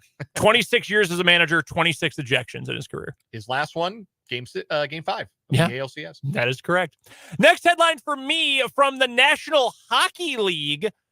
Shane Pinto, a forward for the Ottawa Senators, somewhat anyway. He has been suspended 41 games by the NHL for a gambling-related infraction. It is the NHL's first gambling-related suspension in the online betting era. Now, Pinto is not currently on the Senators roster or on anyone's roster. He is an unsigned, restricted free agent, so he doesn't really have a whole lot of movement ability anyway. The Senators have his rights, but have not signed him or have not essentially tendered him a contract, which is strange for a guy who scored 20 goals last year. Like, 20-goal guys don't grow on trees. But I think it's probably fair to say this is the reason why. But here is something funny about this suspension, because I don't believe this is how it works in all professional leagues. This is from the writing of Pierre LeBrun and Chris Johnston, who cover hockey nationally for The Athletic. And there was a comment here from Pinto. I apologize to the NHL, the Senators, all my fans, yada, yada. I look forward to getting back on the ice with my team. So the Senators are fully planning to bring him back. But here's their writing. The suspension will retroactively be set to begin the first game of the Senators season. Pinto does not plan to appeal. He cannot return to the lineup until January 21st in Philadelphia, which will be Ottawa's 42nd game. The Senators haven't previously had enough cap space to sign him, but that shouldn't be an issue. According to sources, he's expected to sign a contract in January after the suspension is served, so he won't count against the cap until then. The Senators then, in a statement, said, when the time is right, with the league's blessing, we will welcome him back to the organization and embrace him as one of our own. I don't feel like that's right. Like, that's not serving a suspension if you're a free agent and not on a team. Yeah, it doesn't feel correct. Like, in the NFL, you have to be on a team to serve a suspension, right? I think so. That's what I thought. Salary caps, like, they're arcane by nature, but the NHL salary cap is really arcane. Yes, it is. I don't know. That seems odd. I guess it really benefits the player and the team here because they can bring him back. Yeah. And they save the room on the salary cap and they accumulate cap space as the season goes on, and then they can sign him later on, or they can move a player to long-term injured reserve and his contract doesn't count against the salary cap, and then they can sign him. So the Senators knew this was coming, and they're going to play it to their advantage, not have a guy for half a season, but they know they can acquire midway through the year like it's a trade deadline acquisition. It's very strange. We don't have, or I don't have, specifics here about the full details of the NHL gambling policy. They do not allow any gambling on NHL games. However, there are allowances for gambling on other sports. So I don't know if you broke one of those rules, like the NFL rule that you can gamble on other things, but don't do it at work, or what. But half a season, I mean, I imagine that's not an NHL game. But then again, if you're betting on your own league's games, you should be getting more than a half a year suspension. Yeah, you would think so. By the way, do you know what the Ottawa Senators helmet sponsor is by chance? Yeah, isn't it? It's Bet99. It's a Canadian company known as Bet99. Yeah. Yep. It is a gambling house that sponsors the Senators. So all of the pictures of him running with the story have him with a That's pretty funny. betting company on the side of his helmet, but you can't do it otherwise. And look, that is the rule. It may feel hypocritical, but the rules are the rules, and the rules are in place for a reason. Just because Fox TV airs Miller Lite ads during NFL games doesn't mean Greg Olsen can show up hammered. That's not the same thing. Right. Next headline for me, how about some MLS playoffs? Sporting Kansas City staying alive. They made the wild card round of the MLS playoffs, which is not a thing I knew existed. They let 9 teams per conference into the playoffs. That's more teams make the playoffs in MLS than in any of the other major sports. That's great. That's terrific. That's bigger playoffs. Why don't they just let everybody in the playoffs? Why don't we just have a bunch of one-game playoffs? Every team in every sport makes the playoffs moving forward. Everybody gets a participation trophy.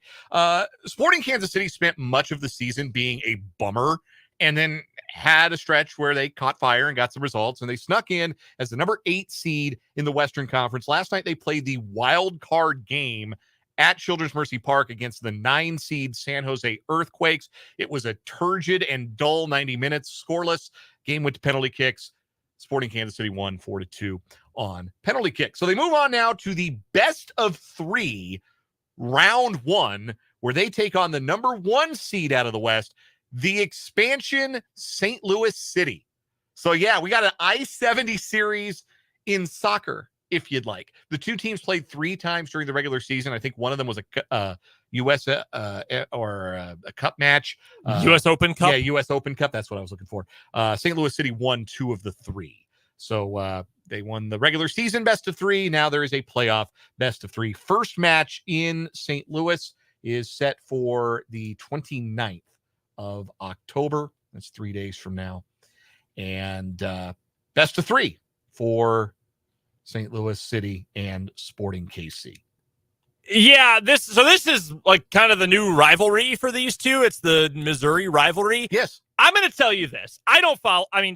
I follow Sporting Kansas City in the sense that, like, I know what's going on with them because essentially they come up on the show. I know that they exist, and I don't wish them any specific harm. And I know a few people who are quite passionate about them, and I kind of follow the team through them.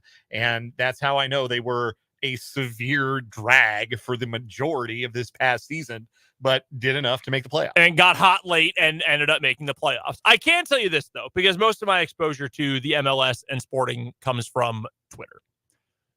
The most annoying fan base of any team in America is probably St. Louis City. I can honestly tell you, I don't think I've ever met a lamer group of fans in my entire life. Like, every insult they have is like, you have a beef jerky outlet and a mall in the parking lot of your stadium. Okay. Yeah, Sick, dude. That's awesome. Yeah, We'll go grab snacks and go to the game. What the hell?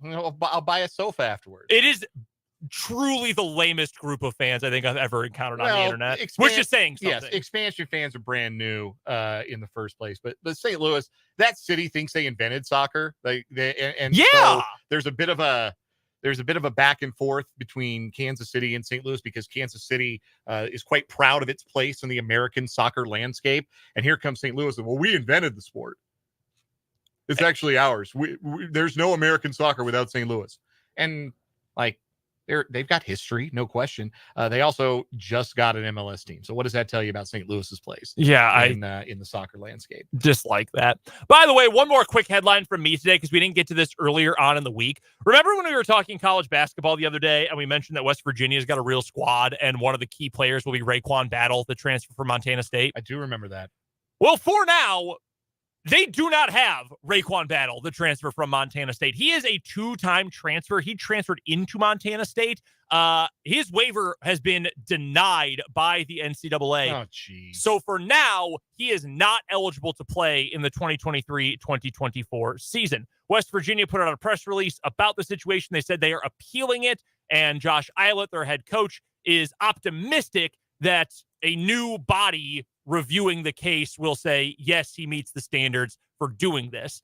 This has become a major issue, specifically across college basketball, football too. Like we've all heard the Tez Walker story at North Carolina, but basketball especially, where the transfer portal, and I'm not saying this as a negative, like it really does feel very free agency-y, which is fine. Like there's just so much movement in college basketball with good players and teams all over the landscape.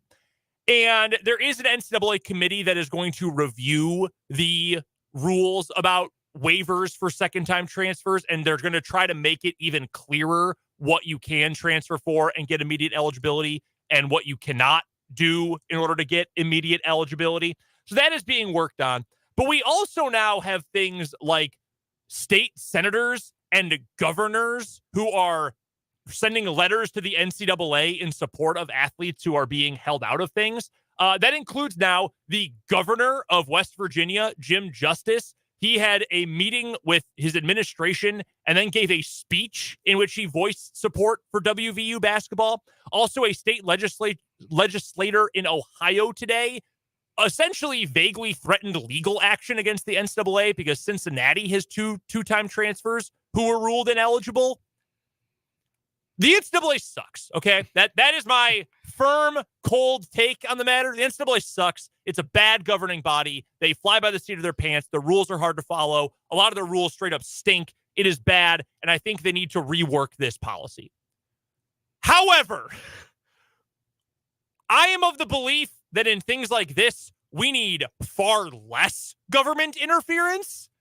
So for like West Virginia, I'm sure as a state has a lot going on right now. I imagine Jim Justice probably has things he needs to be focusing his attention on other than basketball transfers. That's my personal opinion on the matter. Yeah, probably. I mean, I'm sure it plays well with a sizable portion of his constituency, but I don't know, man. Like, this wouldn't be necessary if like common sense existed. Yeah, that's true. And you just let kids play and let kids have freedom of movement, because coaches have freedom of movement. Why shouldn't players? No, I agree. You give adults freedom of movement. They can go change their situation whenever, however they want to. We give regular students the freedom to decide, I want to change schools. This isn't a great fit. I need to change schools again. Like a regular student can do that, and it's not a problem. We only restrict it because the NCAA just loves to wield power over the lives of 18 to 22-year-old skilled athletes. I will say this, that it's good that we essentially have proof the United States government will kill the NCAA whenever it gets a chance to, which is a good thing. Yes. However, we also have tons of proof that no one in Congress actually gets college sports at all, which is worrisome at the same degree. So just an update on the situation. I hope Raekwon Battle gets cleared because he's awesome. Yeah, he's a sick player. Really good player. I enjoyed watching him against K-State in the tournament last year at Montana State. Any other headlines for you? No, that's a good place to call it because we're going to talk to Mitch Holthus. We're going to talk to Mitch Holthus. He's going to join us after this break here on 580 Sports Talk.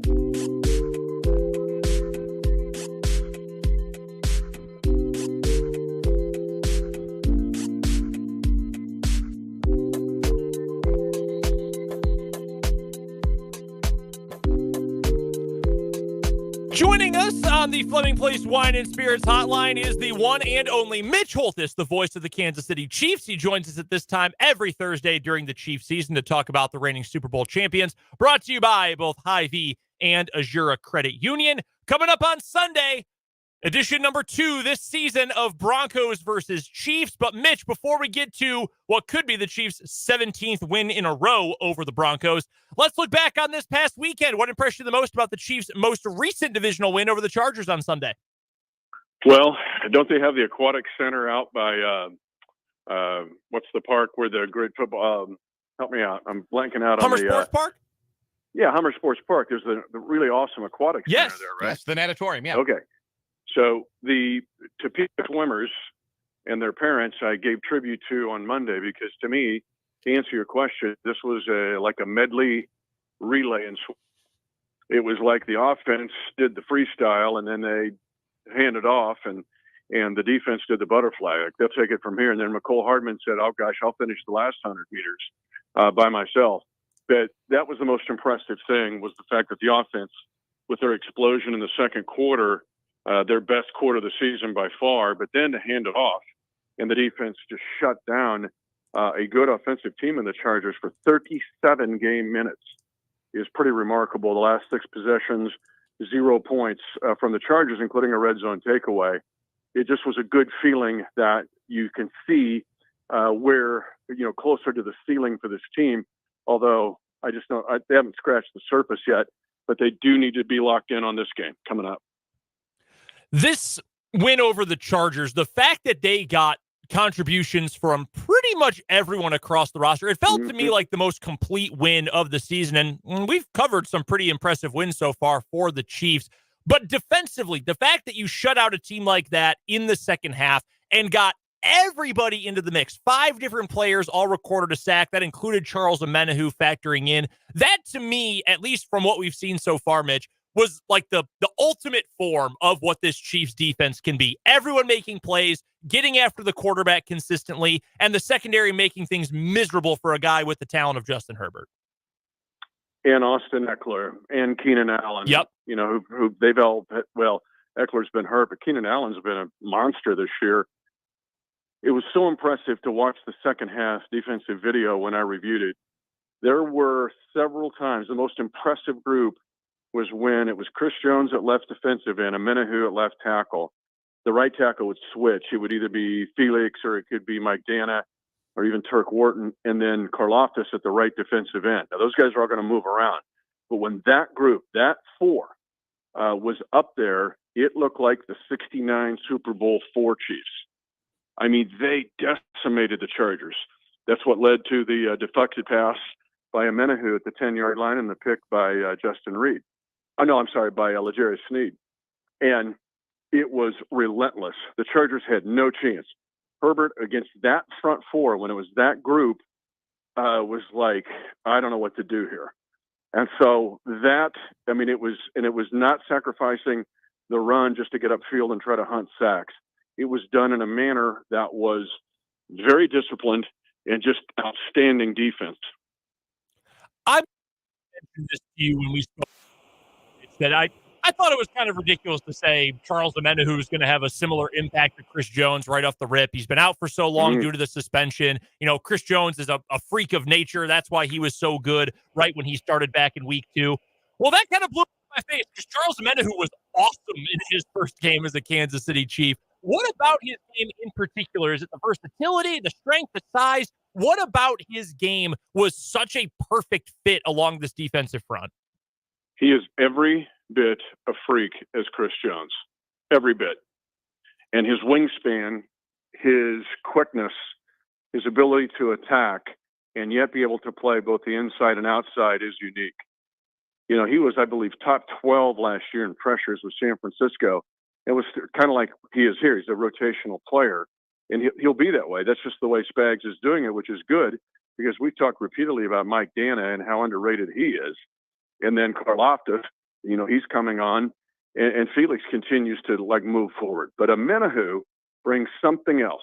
He's a big, powerful force. And now you have 2 big, powerful forces that I'm not sure. I got to look around the league, but I'm not sure a whole lot of teams have what the Chiefs have when they get Amenahu and Chris Jones out there, especially on the same side. Whether one's inside or outside doesn't matter, interchangeable parts. But it was exciting to see it because, honestly, I thought I was watching the old video of Buck Buchanan and Jerry Mays and Curly Culp and Aaron Brown. I mean, that's what it looked like because the Chargers' offensive line, which isn't bad, just got obliterated. Our guest is Mitch Holthus, the voice of the Kansas City Chiefs. He joins us here on 580 Sports Talk every Thursday during the Chiefs season, thanks to our friends at Azure Credit Union and Hy-Vee. Mitch. And let me tag one thing here while I'm thinking about Sure. it. And I'm sorry to interrupt you, but the fact that now Amenahu is protection against the double teams on Chris. Yeah. You can't double team Chris and Amenahu and George. You can't.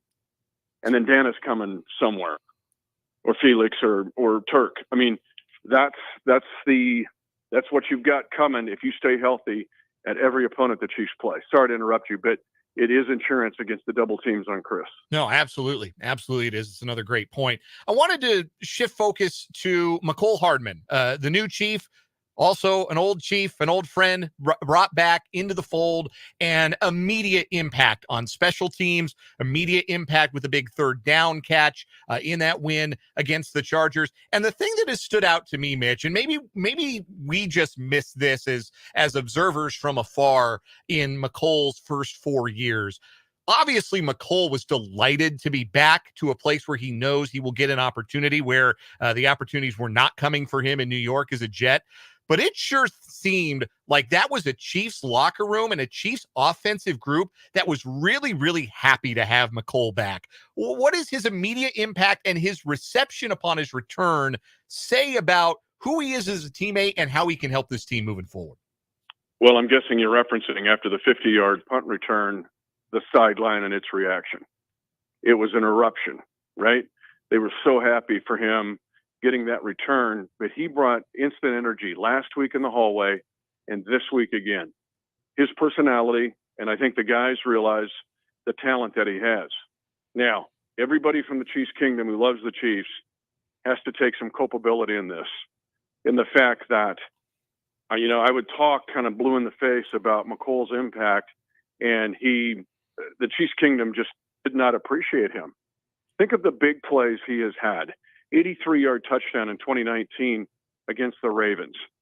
The 67-yard punt return for a touchdown in 2020 to help beat the Dolphins. The 58-yard kickoff return in the playoffs down 24-0 to the Texans. That's the first play of all of those plays that led to Super Bowl 54. The play before the Kelsey walk-off touchdown against Buffalo in the AFC Championship game of 21 was Hardman on a 34-yard pass, catch and run. He has the biggest plays, a 104-yard kickoff return for a touchdown against the Chargers in 19 late in the year. And big playoff plays. The fact that he has the biggest plays, I would say, in Chiefs Kingdom history that Chiefs fans just completely forgot about or didn't fully appreciate. And now they're like, all right, he's back. This is awesome. But they didn't give him the benefit of the doubt when he went through his lower abdomen injury and all the issues, and now he's been very forthright about that. But it's like, look what he's done. It's the fact that he got into some Twitter battles with fans, and the fact that I think people wanted him to be their RWR1 in fantasy. He's not. He's Mecole.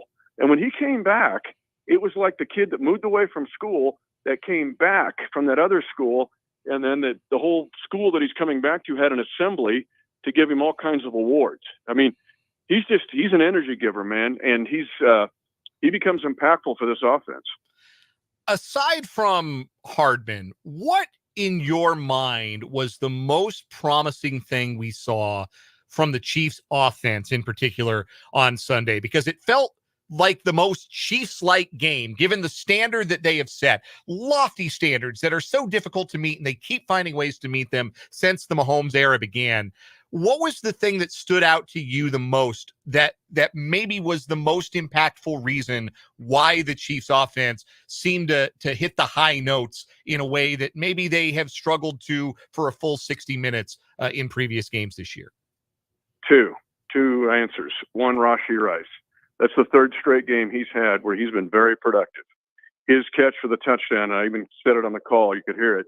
9 3/4 yards deep in the end zone of a 10-yard end zone. Where he ran that route, how he ran it was spectacular and it looked like a veteran in the red zone. It's a Keenan Allen kind of play, basically, of what Rashee Rice did. And he becomes then a countermeasure to the way the Chiefs are being defended and the way most NFL teams are playing defense right now, in that I talked about it last week, that 8 to 14-yard no man's land between the front and the back, where these DBs are sitting back in a lot of zones or matchup zones. You hit an 8-yarder to Rashee and Rashid, and he takes off running for 20 yards. Now he's an issue. So I'd say Rashee Rice is one. Two's the offensive line getting just sassy. Okay, we see Trey Smith do it every week. His block on the Pacheco touchdown reception is awesome. Like, he just takes the dude and, gets rid of him. Bye. And Trey's the best dude ever. But when you get him on the football field, he brings an attitude. How about the Chiefs tackles in this game? Juwan Taylor and Donovan Smith. Did you hear a lot of, hey, Khalil Mack, man, he destroyed those guys? Or, gosh, did Bosa destroy those guys? Or Morgan Fox? The Chiefs right now are number 1 in the NFL. They've only given up 7 sacks in 7 games. And the pressure rate, they're top 3. So the tackles have improved. They'll get tested again this week against Denver. And Denver's picked up Baron Browning. They got one more pass rusher. But the point is here that you ask, and the big thing to me after reviewing the video was Rashee Rice, a third straight game, and an offensive line that just got nasty. We're chatting with Mitch Holthus, the play-by-play voice of the Kansas City Chiefs, joining us here on 580 Sports Talk, as he does every Thursday during Chiefs season, brought to you by both Hy-Vee and Azura Credit Union.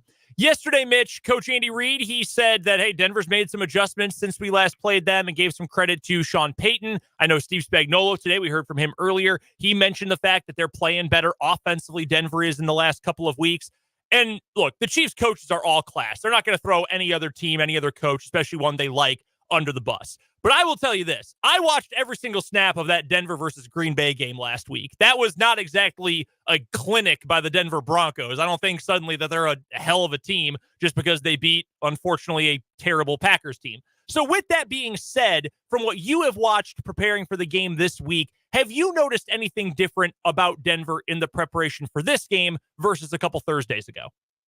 Yes. And I would sound the alarm on Huntoon Hill right now, or Burnett's Mound. Okay? The fact that I think that the Denver Broncos, I'm calling this for them super.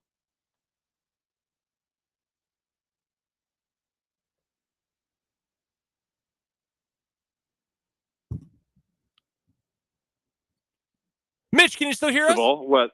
Oh, sorry, Mitch. I'm We had lost you there for a second, Mitch. Oh, okay. I don't know where I was at. I said sound the alarm from Huntoon Hill or right Mound. about right. there. The Broncos have everything they need to upset the Chiefs. One, their runners. Javonte Williams looks much stronger against Green Bay, or looked much stronger against Green Bay than he did against the Chiefs in his first game back after the injury. He looks like a beast. McLaughlin, the rookie. These are the RBs can both run it and catch it. Samaje Perine. That's 3 guys that can help control this game as a runner and as a receiver. Russell Wilson has got a little something going with Cortland Sutton now. 6 targets against us, 6 targets against the Packers, and I believe, 9 catches in there? Believe so. Pass rusher to rotate in.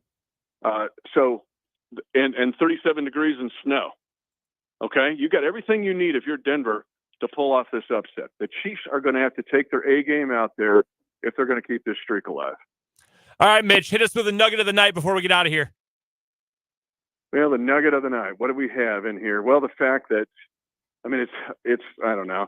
This is obvious, but Mahomes being 16-0 against the AFC West on the road is just a ridiculous stat. It's outrageous. And for Andy Reid to be 20-1, Andy Reid.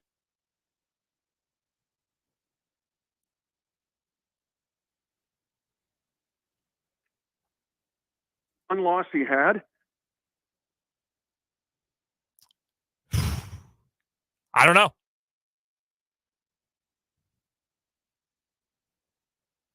I think our phone is, hopefully Mitch is still able to hear us. Unfortunately, we're having some phone issues today. Mitch, are you still there?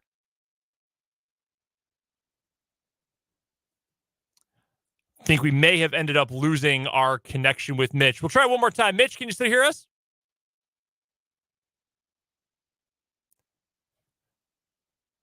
Fortunately, that's live radio for you sometimes. That is there's the voice of the Chiefs. And we just heard the phone click off. So that is the voice of the Chiefs, Mitch Holthus. Unfortunately cut just a minute short here, but sometimes technology fails us. And that was strange, and we apologize for that, but nothing we could really do. And no, we thank Mitch for his time as always. And again, thank Hy-Vee and Azure Credit Union for making his visits with us weekly possible. And of course, you'll be able to hear Mitch on the Chiefs Radio Network coming up on Sunday for Chiefs versus Broncos. And we will talk to Mitch next week. The Chiefs travel on Thursday to go to Germany to take on the Dolphins, but we will still talk to Mitch next week. We've got it all scheduled, planned out. So you will still hear from the voice of the Chiefs coming up next week. With that, we have to get to a commercial break. We'll finish things up with the final word on the other side of this on 580 Sports Talk.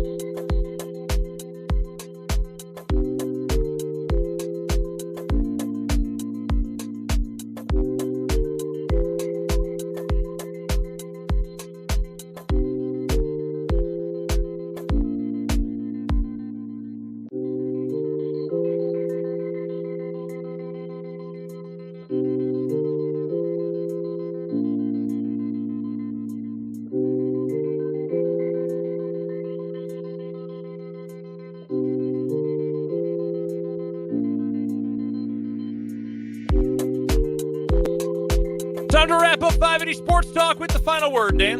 Well, we didn't really get to it, but Thursday Night Football tonight, big one for the Bills. They can't drop to 4-4 and lose this game to the Buccaneers. Josh Allen's 5-0 on Thursday night. I don't know if you knew that. I did not. Yeah, pretty good on Thursday night. No Vita Vea for the Buccaneers tonight.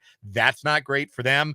And also, I'm not I know Josh Allen has struggled, but I'm not picking Baker Mayfield against Josh Allen in a game. I'm just not going to do that. So even though Allen has lost to Zach Wilson and Mac Jones, maybe I'll get my hand burned on the stove, but I like the Bills tonight and I like them to cover. Yeah, I like the Bills in this one too. No Vita Vea is a tough one against that offensive line. That'd make it interesting, but no, not such a great look. Final word for me today. I don't know what to make of the fact that the Chiefs have only had 1,000-yard receiver under Andy Reid, except for the fact that the offense is working anyway, so I'm not all that worried about it in the long run. I do think Rashee Rice might be the next one to get there. I think he's got that kind of game, that kind of skill set. Wouldn't be surprised if we get there one day. Full show tomorrow. We'll talk to Oklahoma play-by-play voice Toby Rowland. We will talk to Matt Derrick. We'll hear also from KU's Kenny Logan and K-State quarterback Will Howard. That's all tomorrow on 580 Sports Talk from 2 to 6. For Jake, for Dan, I'm Brendan. This is 580 Sports Talk.